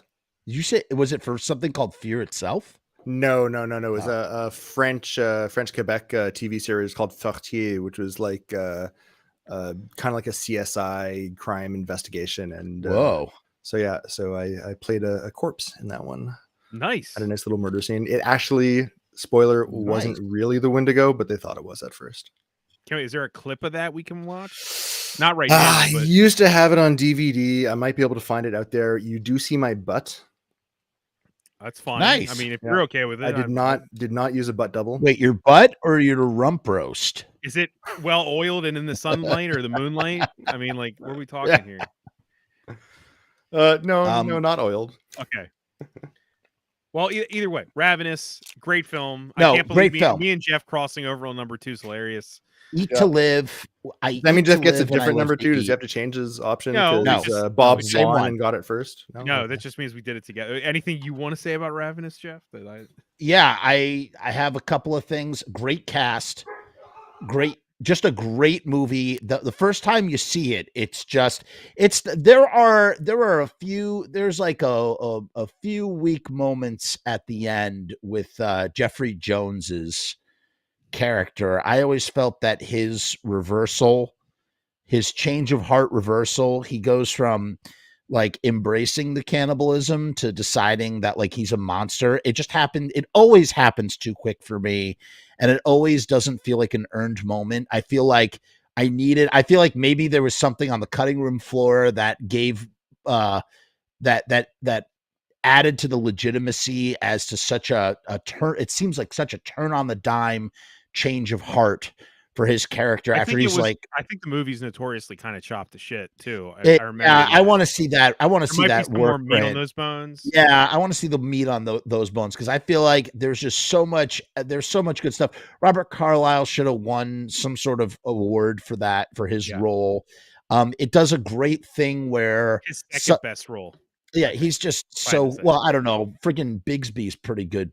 Was it Bigsby in? Well, that's what I'm saying. His second best role. Second best role. Yeah. Trainspotting's still his shining moment. So yeah, I mean, but it's right up there. And his, they sort of do this whole reset. It's like, where's the movie gonna go? And then they just do a reset where suddenly now the character who we've learned as a cannibal is now like an officer and nothing seems to make sense. And it's just a really great. So for as much as I was just saying how I don't appreciate that unearned moment, you have an equally interesting, like wonderful sort of, I don't know what you call it, escalation in your, would that be the second or the third act? Where is that structurally in the story? From your screenwriting prowess, Bob? Dude, I'd have to watch the movie and tell you. I don't know if that's like a second act like twist or something, also, but it's great. Are you sure it just doesn't feel weird because it's Jeffrey Jones? No, I'm not talking about Jeffrey Jones. I'm talking about Robert Carlyle. Just watching Jeffrey Jones in general. That's actually that might be the last good, like the last like Jeffrey Jones that we got before, Oh no, he was in before stuff happened, yeah. No, he was in Who's Your Caddy? I remember that. No, he was in Sleepy Hollow too. That was his last like big hurrah before all that stuff came out. But yeah, he is great. He's great in Ravenous. His performance is great in that movie. I like it a lot. Everybody's good in that movie. It's just a good friggin' movie. Yeah, and the soundtrack is legendary. Beautiful score. That's one of those things where it's like if somebody says they watch Ravenous and hated it for the soundtrack, it's kind of like one of those things where you judge somebody. I would judge someone. I have an essay. I have a video essay for you about Ravenous. Objectively a good score. Well, no, it's like it's so out there. It's like either you're with this or you're not. It's very, very minimalist, very simple and very elegant. Just really, really good score. Yeah. And the movie ends good. I guess maybe they could, I will say one other thing. The movie gives such promise of grisly, of a grisly time. And I feel like it could have gone even a little bit higher than it does. It always feels like maybe they held back at the last moment that we could. I don't know if they held back. I think it's just Ravenous. We're not talking about the 2017 Ravenous. I hate that there's another movie called Ravenous. Yeah, it's not good either. It's not that great. But not a fan. I don't think that they couldn't go harder. I think that movie was made within an inch of its life. I think it's notorious for having like production issues and like right. Yeah, with the director, right? It was what's her Antonio name? Bird. It was directed by a woman, right? Antonio Bird. Yeah, Antonia Bird. Yeah. I forget what she else. did It's a great movie. But yeah, she had trouble with the studio. The studio was really on her. Not cool. Yeah. So Okay, that was your number let's 2. move on also. to Now we're on number 1 with Shayne. Yeah, now we're on. That was both yours, number 2. Our number 1. Yeah. Yes. So my top movie about food of all time, Japanese movie from 1985, Tampopo. Okay. Never seen it, but I've totally heard of that movie. And again, another box art that you Beautiful. seen a bunch. Beautiful movie. It's structurally, it's how do you kind spell of that like real quick? Tampopo. And it's funny, around the time that I saw this movie as a teenager, there was a restaurant that opened not far from where I lived called Tampopo. That was a Japanese soup restaurant that was just like freaking delicious. And so very, very artsy film. There's like a couple characters that you follow through different scenes of somebody running a soup shop and dealing with like nightmares of being invaded by gangsters, and there's kind of like, you know, Western movie themes going on, and just other explorations of food and class and how that relates to Japanese culture. There's a very rich emerging business class in the 80s and their association with just the very elite restaurants. Cool. And of course, like a generational shift of like the egos of like younger people trying to upstage these, you know, elder business tycoons in their suits. Explorations of food and sexuality. There's just very weird long sex scenes, or I should say long weird sex scenes, with a hyphen between weird and sex, because it's just using various food items in a sexual context, which is somewhat comedic as well. Yeah, lots of innuendo, right? Overendo. Totally blatant with it, but still like really just beautifully made.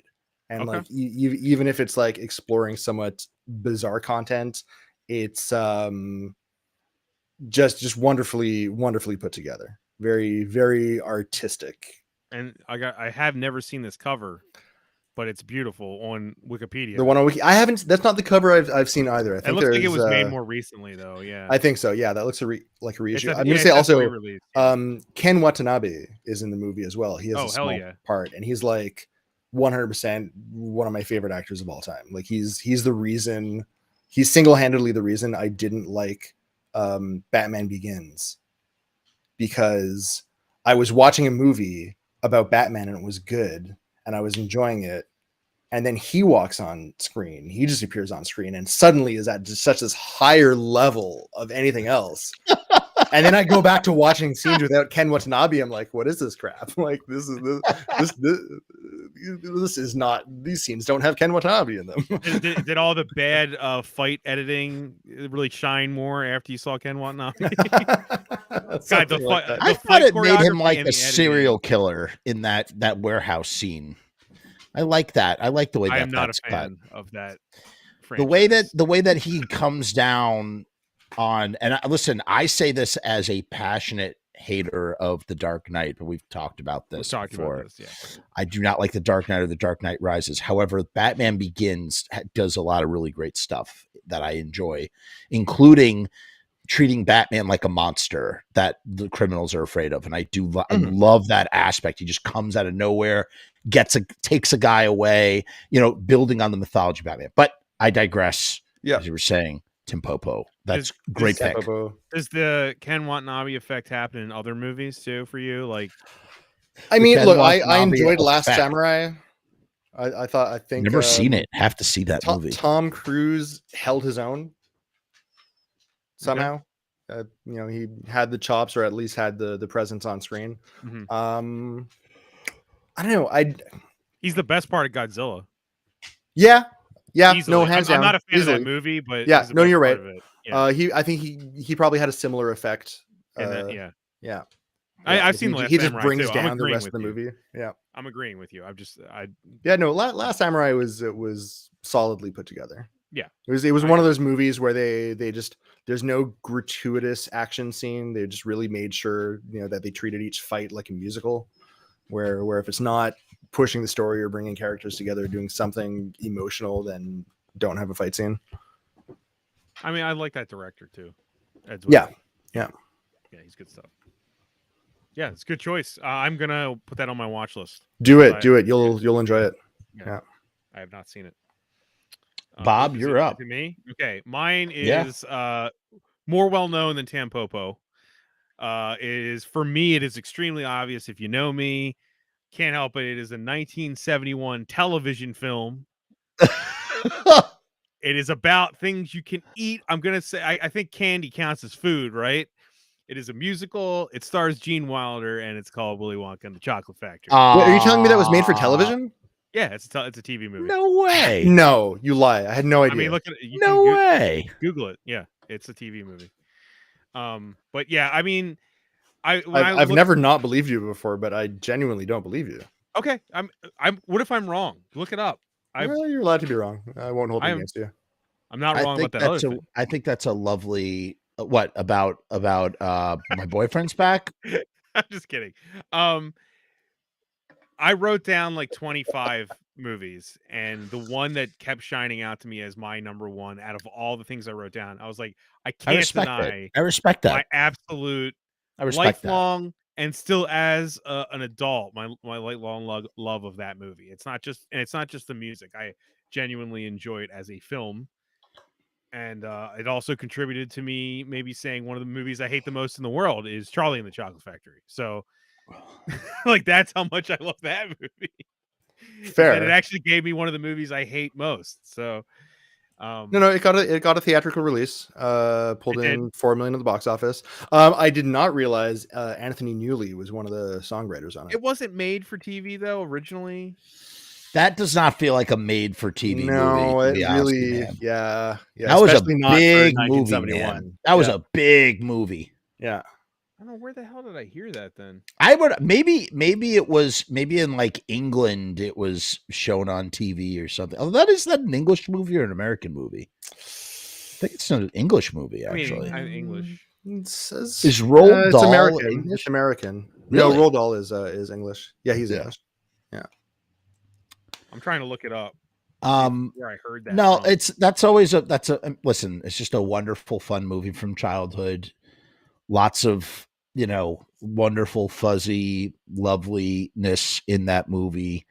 It's a cultural touchstone. Yeah. I mean, like, we're still cultural referencing touchstone. It. Yes. I mean, we're still referencing the movie today in other media. Terrified me as a kid. Absolutely terrified me. When they're it's floating up towards the blades in the fan, like that was nightmare fuel. I mean, it's literally, I think Pure Imagination is one of the most referenced songs in other films that I've seen in like the last 20 years. So even in commercials too, right? Like there's been a couple commercials. Yes, there is a TV adapted version of Hansel and Gretel. It was Shelley Duvall's Storytime Theater. They did where the witch has a cock nose.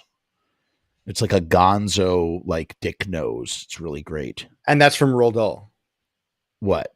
Or no, you're saying the TV adaptation. Oh, no, sorry. Someone commented, is there a TV adapted version of Hansel and Gretel? Oh, okay. Sorry, I missed that. Sorry, I was just answering that question, interjecting with that. Remember Shelley? She did all that stuff. Yeah, apparently Shelley. I was wrong. I don't know where I kept the TV thing in my head for like 30 years. That's weird. I never looked it up. It was a lie. Your whole life, it was a lie. I just in my brain, I was always like, well, it makes sense. Maybe TV movies were somehow really a big deal back then, and then they were like, no, let's never do this again. I remember it being disliked a lot back then. Yeah, I can see it being controversial. I think it was always embraced. Willy Wonka was always embraced, dude. As you said it again. You said it. I'm at a loss for words tonight for some reason. The title was controversial. Cultural touchstone. It was a cultural touchstone. Yeah. I mean, like name a cartoon, a long running cartoon TV show that doesn't have a Willy Wonka episode. I'll wait. Like. Yeah, and I mean, how often do people say golden ticket? Right. It's literally just in the lexicon. Cultural touchstone. Yeah. Right. 100%. 100%. Yeah. I couldn't. I'm sure if you look up like Google Analytics from 1971 and before, just like whoosh. Totally, dude. Yeah. Totally.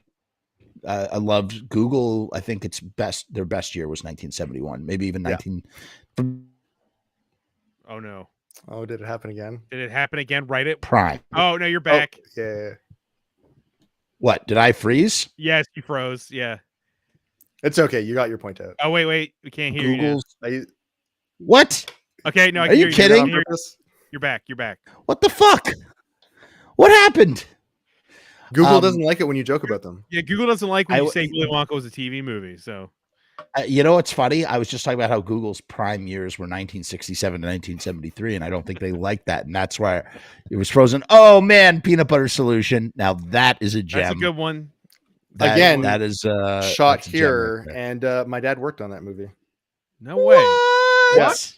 Yeah, Right, that's really cool. That is a batshit movie. That is a batshit. I'm not sure what title he had, but he was working for the animation and visual effects company that did I guess the effects. There's some like really weird effects in that movie. Okay, so do you know the movie Rock and Rule, since you're Canadian?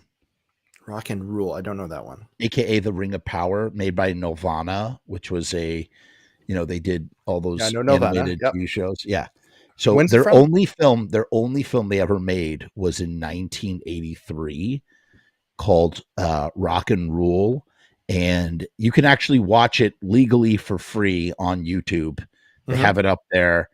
It's not somebody hasn't just randomly uploaded it. It's the people who own the rights have uploaded it. So you can actually watch it. Is it Rock and Rule? Rock and Rule. One of my all-time favorite films of all time. Rock and Rule. Musical fantasy. This looks like something I would enjoy. Yeah, it has music from Iggy Pop. Oh yeah. Earth, Wind, we talked about it. Yeah, I remember that. Yeah, it was put out by Unearthed Films. Stephen Bureau put that out. Yeah, this looks familiar. Looks like they're that is like and they did a movie.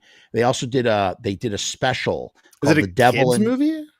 No, it's actually super adult, but it was made by a kid's studio. Kind of gives me Phantom of the Paradise vibes. There's so much Phantom of the Paradise like vibage there, and I just love Rock and Roll. I talk about it from time to time on the channel. Iggy Pop, Cheap Trick, Lou Reed, Blondie, and Earth, Wind, and Fire are on the soundtrack, and it looks it's kind of just like that. The best. My name is Ralph Bakshi style, right? Yeah, and you know what's great too? The villain, one of the most delicious villains in the vein of Dr. Frankenfooter and Swan from Phantom of the Paradise, all rolled up into one. And Mock is supposed to be Mock Jagger, Mick Jagger. It's just great. What Crush Groove is to rap, Rock and Roll is to rock. I mean, there's no way to describe Rock and Roll. Is it better? Is it better than a Ralph Bakshi movie? Because like I know those a million times better than any Ralph Bakshi movie he ever made. In my opinion, he's a legend, but his movies are goddamn unwatchable. I agree with you fully. He is a legend whose movies are unwatchable. They are absolutely unwatchable. I fully agree with that. Watch that documentary on him that the famous YouTube guy just made. He made like a whole thing on. I want to check that out. Movie. It's great. Can you send that to me, please? After the show, I'll send it to you. After the show, I want to see that. Point being, it's really great. This is everything that you want Ralph Bakshi to be, and he's not. Like in my opinion, personally, he's if you like Rock-a-Doodle from Don Bluth, like how there's like a little bit of adult stuff. I was just about to say triple feature. Don Bluth do Rock-a-Doodle? Yes, he did. Yes. Triple feature: Rock and Roll, Rock-a-Doodle, and Rockula. Yeah, Rockula. But that's live action, man. It has to be 3 animated films. It has. I was just going by the title. I'm going to allow it. Oh, Jeff, I fucking. Did you just freeze again? Yeah, I froze again. Am I here? Yeah, you're here now. God damn it! All right, let's wrap this up because this is just going to keep happening. That was my number one. So that was your number one. But I just want to say, all I want to say is you can't use Rockula because it's live action. You have to use 3 animated films. So think of a third animated film. Heavy Metal. Sure. Yeah, I'll give it. Yes. Yeah. Great. My dad worked on that one too.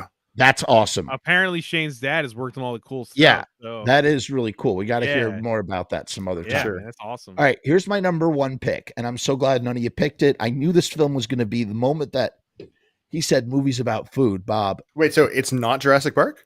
It's not Jurassic Park. Unfortunately. We did movies about toilets. Jurassic Park be at the number 1. Movies about lawyers. Yeah, go with a bunch of them. Okay. Movies about labor. Movies about mosquitoes. movies about toilets, movies about shaking jello, movies about food is a prominent theme in Jurassic Park. there it is. really It is. really Sea is. bass and the jello. The sea bass, the jello, the toilet. cow getting eaten. Yeah, there is the a lot goat. of The goat. Yeah, the goat. Lexi's a Yeah. vegetarian. There is. Yeah. It's there. It's Yeah, there. no, there's an argument for it. Yeah. My number one for this is actually one of my all-time, another like that would go on that list of all-time favorite films of all time, along with Rock and Roll. This is a movie that I could watch over and over again. I never get sick of watching it. I always see something new when I watch it. It is so overwhelming to watch this movie. It's a feast for the eyes. I've never seen it on the big screen. I wish I could. Each frame is a painting. Kind of like, all right, here's an obscure one for you. Speaking of like Japanese cinema, Quaiden from 1964. It's like a 4-hour long Japanese ghost anthology. Really great if you haven't seen it. As a matter of fact, one of those stories is the original Japanese folk story that was then turned into the third Tales from the Dark Side segment with the gargoyle that everybody loves. Yeah. That comes from Quaiden, which comes from this folk tale, really, truly. Very cool. Every frame of Quaiden is a literally a painting, and that this movie is like that too.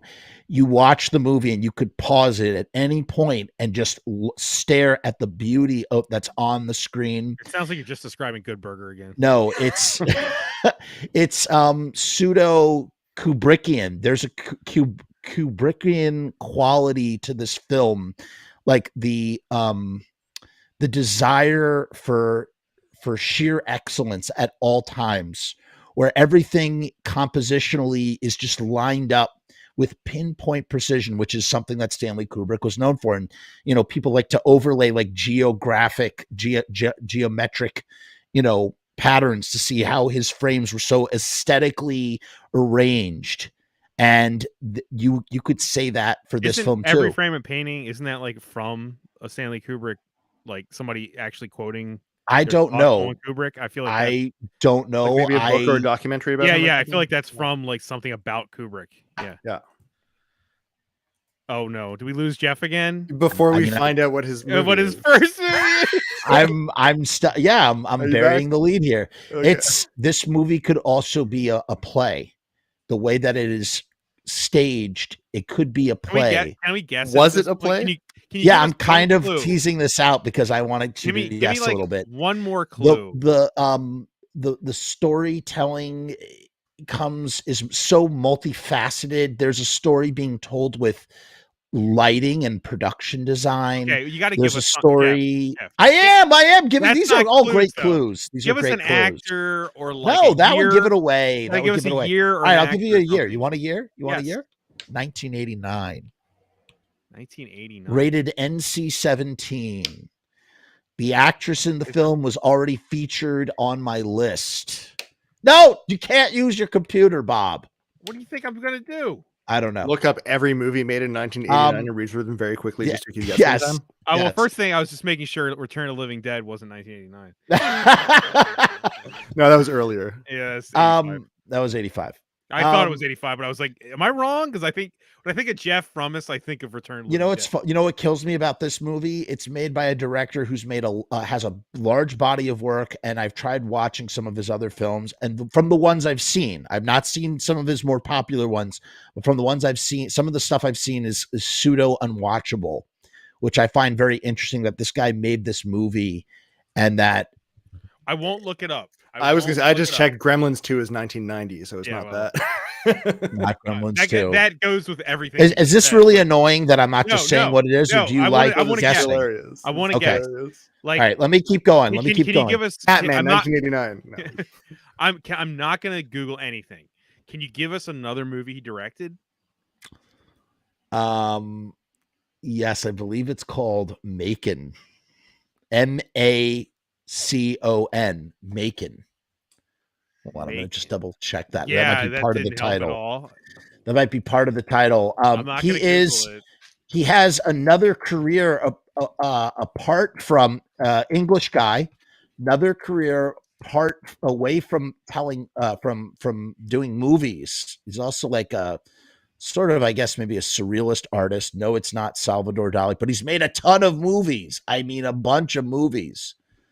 Hold on, I'm trying to find the name. Oh, sorry, The Baby of Macon. That's the name of the movie from 1993, which I found to be almost unwatchable. Shayne, you got anything? It's a feast. No, it's all of it is a visual feast.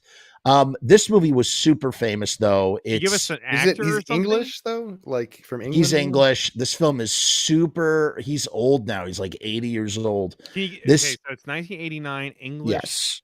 Yes. This movie is super famous in the cult world. It's like a cult Is it classic. Ken Russell? No, it's not Ken Russell. Because he had some weird food stuff. I would say people might put him in a. Oh no. I think No. Kubrickian. Oh, you're back. Kubrickian really. What? Oh.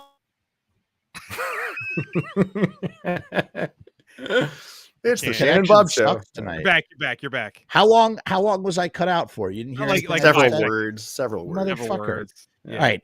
I think Kubrickian, as John of Doom says here, Kubrickian. John, what were you talking about before on the Voice of Doom page? I don't understand what you're saying. Does anyone in the comments have a guess that can help me and Shayne? The score is just Who did the score score? is so good. I don't know who did the score, Oh. but it's really great. It was also written by the director. I didn't realize it's an allegory. It's an allegory for heaven and hell for sure. I would say. Like I said, color play is so huge. Color really helps to tell The the Thing? story. Give The us clues that Thing? aren't. That's not 89, is it? No. What? No. The thing? Thing. No, No, it's it's not the earlier. thing. Yeah, No. But I was it gonna say, was. Jeff, don't give us reviewing the movie clues. Give us like stuff. Like you could sit there and say how lush all the photography is. It does nothing for a guess.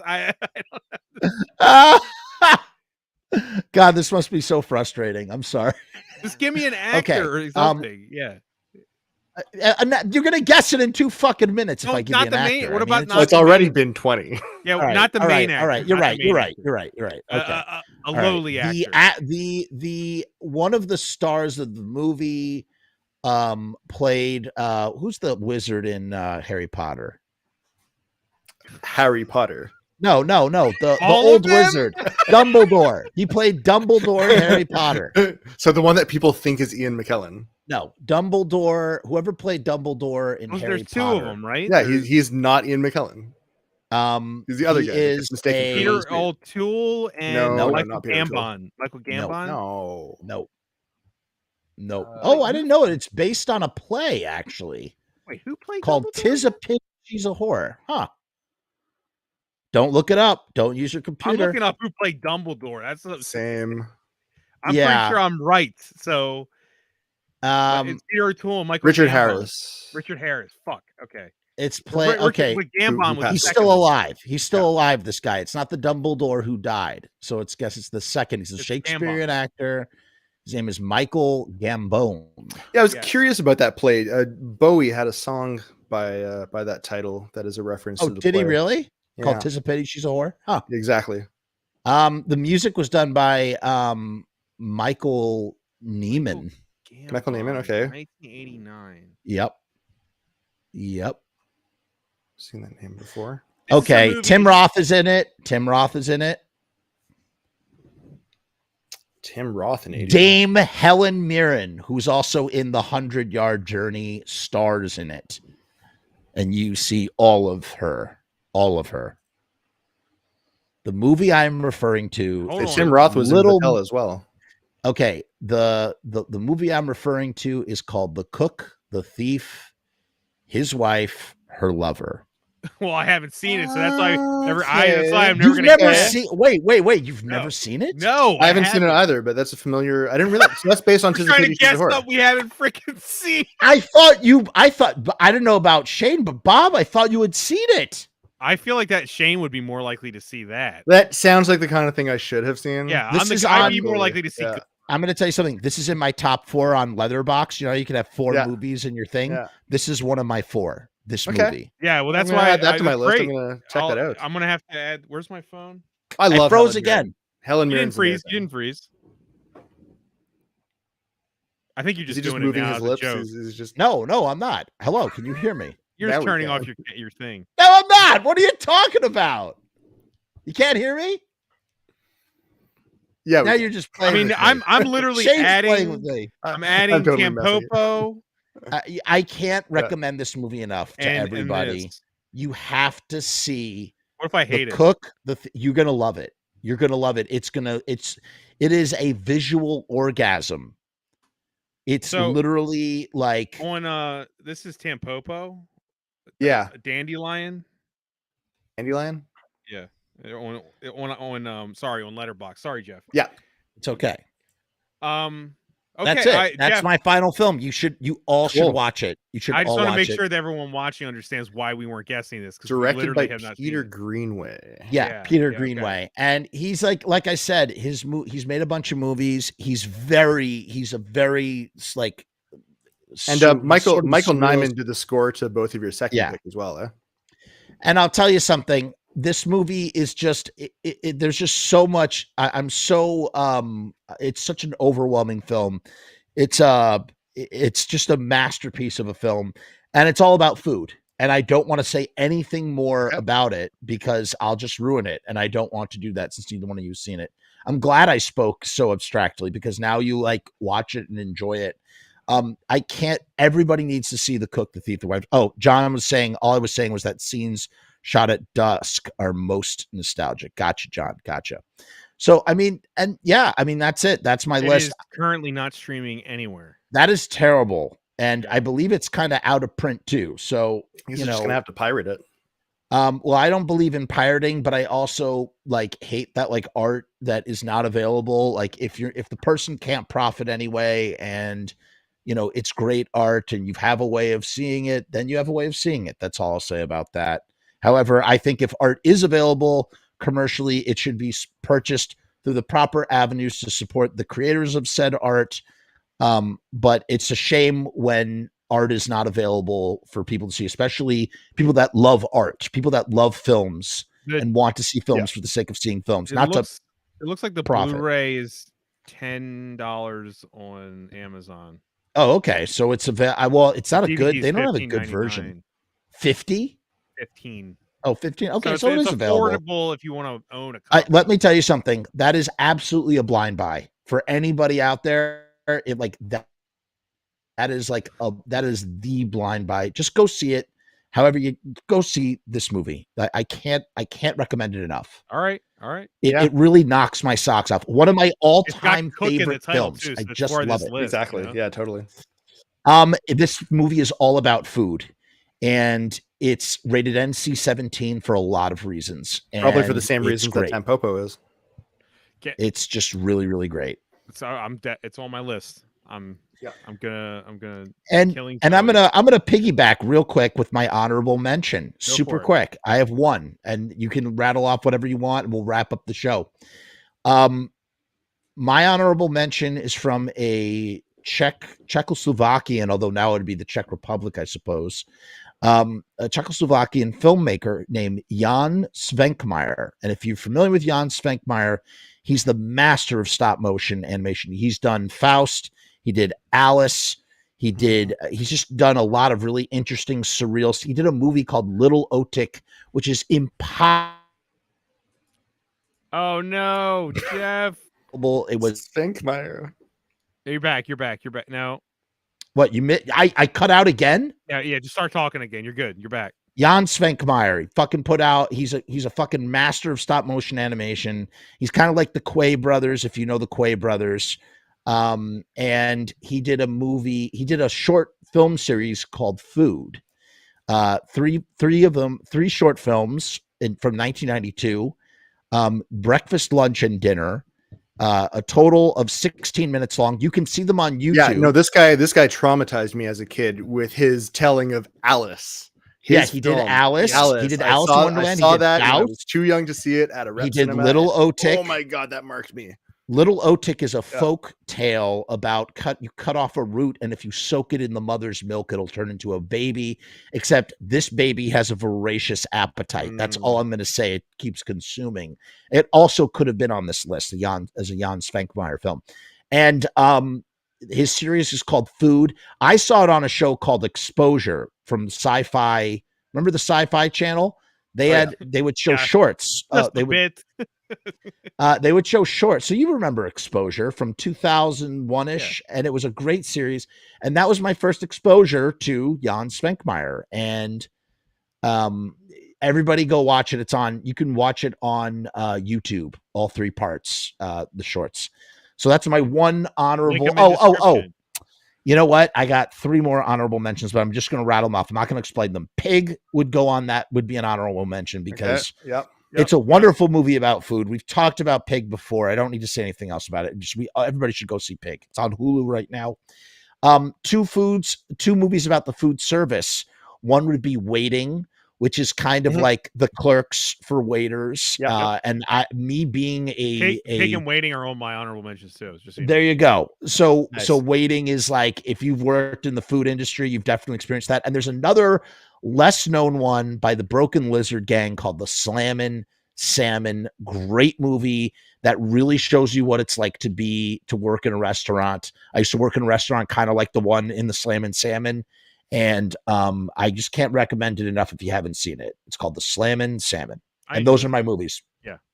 Cool.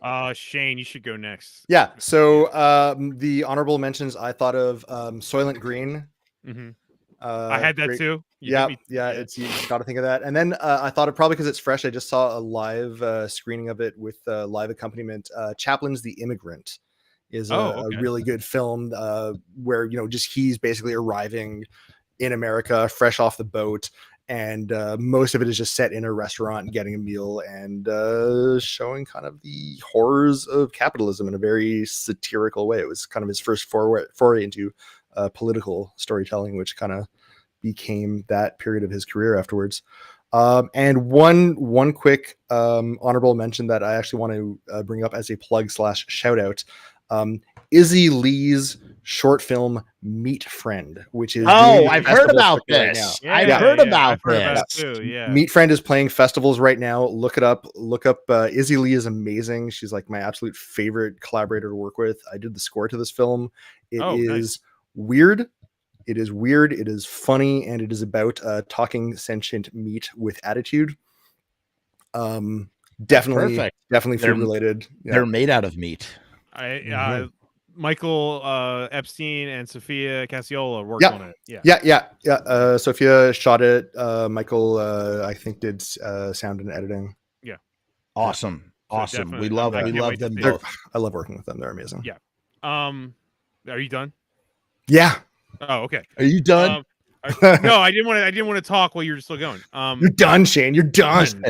You're not. No, I didn't mean it like that.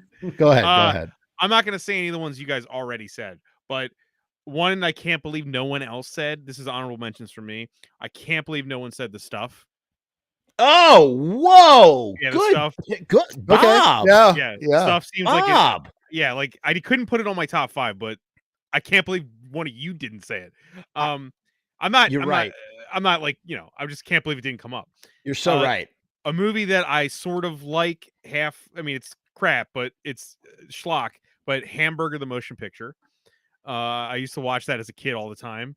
I also used to watch this Jim Varney movie, which was called Fast Food. I don't know if either of you ever seen. Never heard of that either. I think I've seen that one. It rings a bell though. Yeah, Fast Food. Yeah. It's a when Jim was that Varney. made?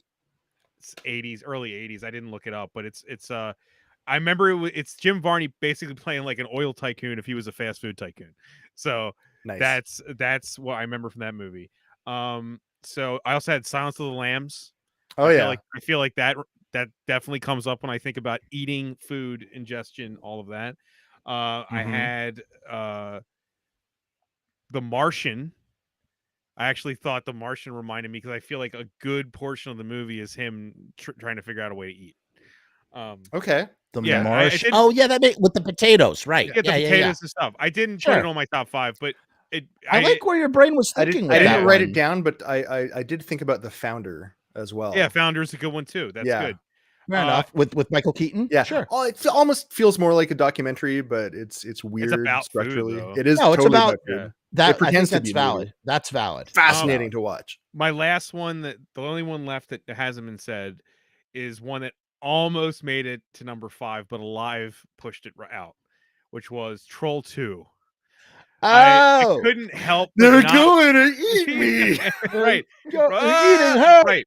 Like, And how they're can gonna eat me. how could It's I all not think hospitality. of Troll 2 when thinking of their voracious eating, and everything in that movie is very Totally. food centric. All the green Green, dyed Yeah. food and everything. no bog. And also the funny thing is, Jeff, you mentioned the Sci-Fi Channel. I saw Troll 2 as a kid several times Dude, on the 90s same. Sci-Fi Channel. Same. I The knew of end. it as... The ending. Yeah. Holy fuck. But what I'm saying is, like, it's one of those things where, like, I watched it casually in the 90s as just like some crappy movie that was on the Sci-Fi Channel. I always enjoyed it. I had no clue. One day people started talking about it, and it was like, wait, what? There's like a cultural... Right, but as movement? a joke, not as like a serious, I know, scary film. I'm not That's what's saying that. crazy. I'm just saying the fact that know. it ever gained any traction. I was like, know. wait, the movie that I watched 100 times is now famous for being bad. Like, and people are talking about it, and there's a documentary about it. I was like completely shocked that it became Sure. well known, because it's just, I thought it was just some non-entity thing that I remembered from my childhood. You know, and I can watch that movie anytime. Yeah, honestly. it's great. Like, It's great. really great. When are we gonna get Troll 2 too? That's what I want. We got Contamination Point 7. We do have, which I love bringing Crawlers. up on this channel from which time I to have time. on VHS. Amazing. I bought it from the The video store I worked at. Best format to watch movies on. Yes. Right, of course. Of course. Said entirely unironically. I like that the trilogy is so different from each other. Like, nothing They is more so disparate than Troll 2. Harry and Potter is in the first Crawlers. one. We have Harry Potter in the first Right, movie, right. of course, and then yeah. the second one is real Harry actually about Potter. goblins. It's not even trolls, it's goblins. By the way, I want to quickly shout out my friend Will Zeidema, who is my dear friend from Chicago, who we used to make movies together. He's the star of this movie that I did called Man in His Meat, Sangria. We used to make all these films, and just a really, really good friend who always loved Troll 2 and would champion it. And this was what Will would do. Will always kept Oh no. Oh, and man. would casually Wait, Jeff, start over again. back up. fucking con. Okay. No, he just had a bottle of green food dye, and he would always kept it in his pocket, and he would casually just pour it into drinks or on top of a hamburger, or anytime. Like, we would be in mixed company, people that he never met before, and he would just be like, he just go, oh, anybody want some? And he would just pour it into his drink. Like, it could be anything. It could be beer, milk, water, just to turn it green, just because of his love of Troll 2. And I love my friend Will, and he's doing great Not things. his love of Dr. Zeus. Not his love of Dr. Seuss. Did you say Zeus or Zeus? Seuss. Seuss. Oh, Zeus. Seuss. I thought you said Zeus. Well, Zeus. I kind of said Zeus. Dr. Zeus. Um, Sorry, it's my he's- Canadian accent. we've been having trouble understanding you this whole time. I have a thick Baltimore accent, apparently, so I believe that's a thing. it is. It is. Okay. I can't hear it, but I believe it is. Jeff, when you Jeff is unfreeze, not. you need to. I think you need to end this when you unfreeze, We because should probably wrap it up. Yeah. Shayne, just so you know, I've been on this show several times. This is not normal. So Oh, I believe it. if he ever invites you back, don't think it's gonna be a technical nightmare. No, I'm pretty sure he's gonna invite I get you it. back. I do stuff like this for a living, but in a corporate milieu. So it's like, I know that your super stable connection that never, ever never fails is just like the one time that it's got to work is the time that it won't, you know? Right. Yeah. And for Jeff, this is rare. I've been on But the yeah, so show. is it possible that Jeff has not read Green Eggs and Ham? Like, does he not know what I'm talking about? He has kids. I gotta imagine he's pretty familiar with Dr. Seuss. I mean, if he's not reading Dr. Zeus to his kids, I'm calling CPS on him. it's true. What do you think? Okay, here's a question. Don't you just hate it when that happens? Don't you just hate it when that happens? And we were having a good conversation about Dr. Seuss, and then, yeah, I had to interrupt that though because this is my show and I get to. No, I'm just kidding. What do you think is the I'm really best sorry about that. Dr. Seuss movie? Oh, Theatrically released movie. oh, There are none. What are you talking about? hands down. How the Grinch Stole Christmas. The Grinch is great. It's great. The You don't- cartoon. Wait, what? Neither one of you like the Jim Carrey movie? Oh, I absolutely love that, but I was Fucking waiting for love- Shayne. All right, fucking I'm just lovely. confusing. Oh, okay. Yeah. You know what my son loves? I'm being a And we- Grinch. Okay. You know what my son loves? It has The its haters, so Grinch Night. Grinch Night. We love Grinch Night in this house. Remember the special, the Grinch Halloween Night? special? You don't know Grinch Night? Holy shit. Do They not did know a Grinch Night. Oh my god, they did a Halloween special with the Grinch called Grinch Night. Like And with Jim Carrey or something no, else? no, from the Okay. 70s, man. from the 70s. And yeah. I had like, you know what I did? Someone did like a compilation of like everything from the 70s that was Halloween related. And I ripped it off of YouTube and I put it on the PlayStation 3, like on the media server. And my son, who was like 4 at the time, you just watch it over and over. And like I was remote logging in. It was like at the beginning of 2020. So I'd be like over there and he would be sitting. I used to have a TV right here and he would just sit while I was working and he'd just watch Grinch Night. He loved it. You got to check it out. It's on I'm YouTube. looking it up. Yeah, Grinch you're Night. right. I'm gonna It's look that up. Halloween. I'm gonna look that up. Halloween is Grinch. Yeah. Night, And it's like a or- televised TV special kind of Yeah, like yeah. variety show. Yep. Kind of nice. Sorta. That format should come back.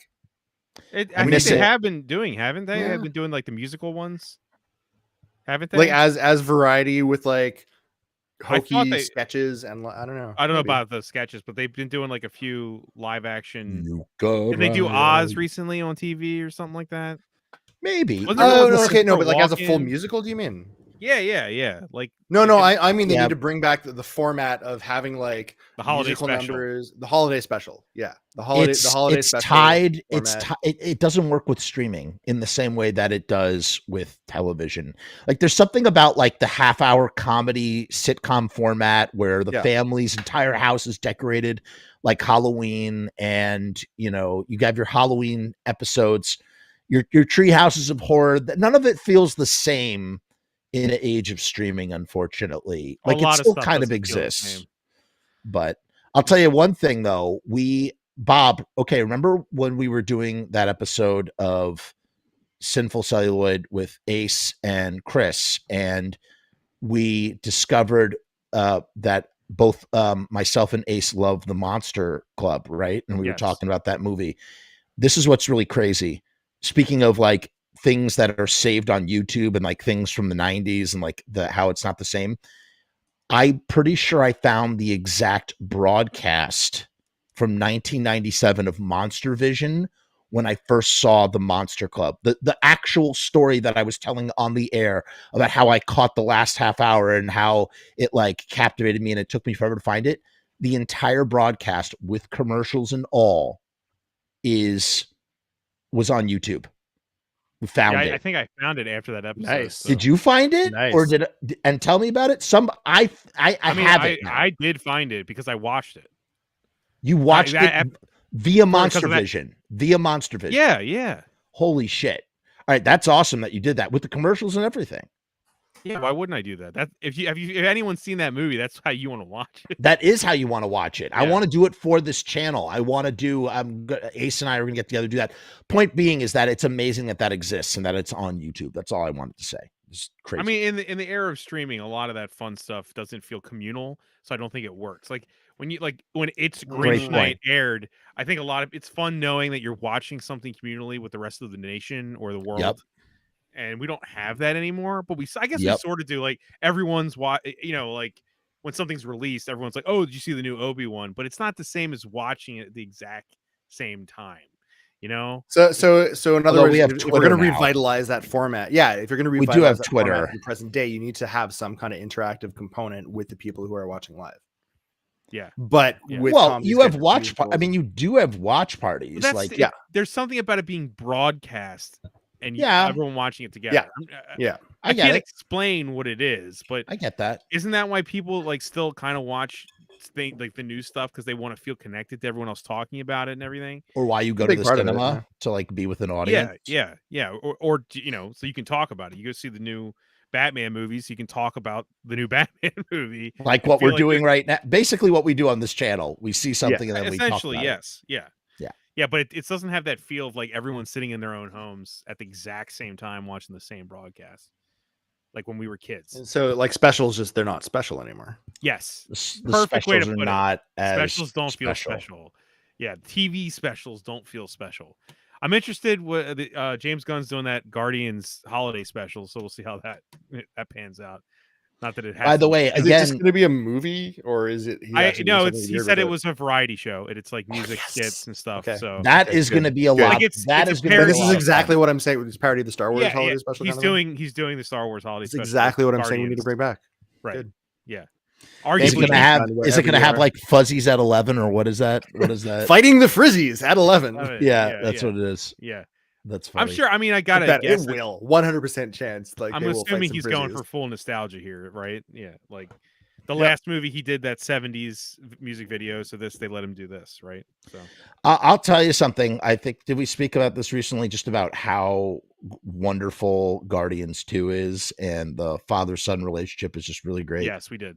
We did. Yeah. We might. I don't know where we Fantastic. did, but we did. We did. I just remember briefly speaking about that, and just Shane how apparently great it is. listens to this, so you might remember. It rings a bell. Yeah, I don't remember. Yeah. Yeah. Sounds like a familiar Oh, no. conversation. My Okay. hope is Guys, this Guardian special is. I like, keep filmed freezing on here, and tape. it sucks. Okay. Yeah. Sorry. Go Shall ahead. shall we call this a night? Yeah.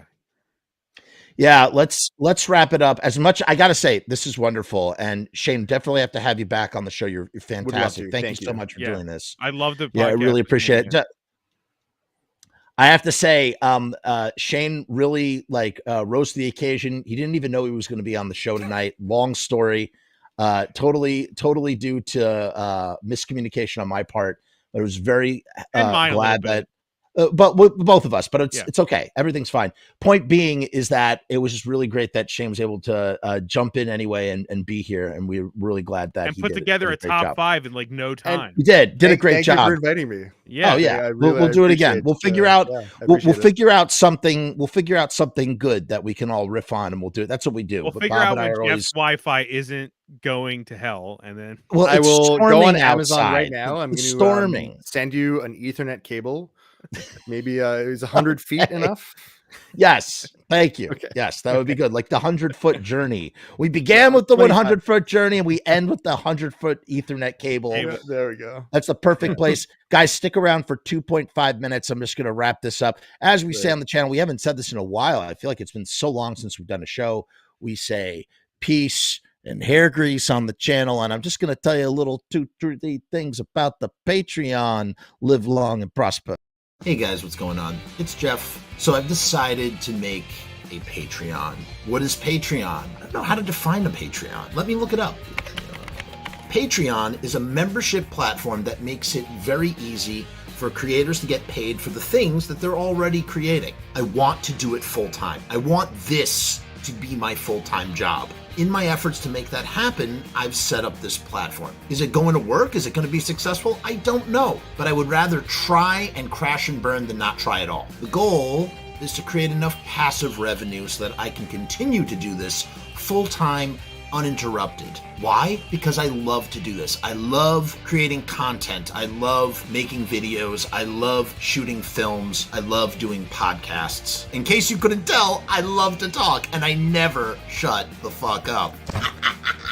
So right now I've kept the Patreon incredibly simple. There's 2 tiers, and that may change in the future. The Murdergram is a simple way to extend support for all of the hours and hours of free content on the channel for nothing more than $1. 38 cents goes to Patreon. What's $1.38, eh? It's less than a cup of coffee, but it's a great way that you can show support for very little effort. When you divide that $1.38 by the hours and hours and hours of time spent listening to this endless drivel of content, the dollar cost average works out. Next up is the YouTube casualty for $6.66. The YouTube casualty is loaded to the gills. Enjoy the archive ad-free, as well as ad-free early access to special docu-style podcast videos music reaction commentaries, and the like a month before they drop on YouTube, loaded with ads, I might add. You're also going to get exclusive content and behind-the-scenes content that is not available on YouTube or anywhere else. So you get to peek behind the veil. And believe me, there's a couple of choice pieces.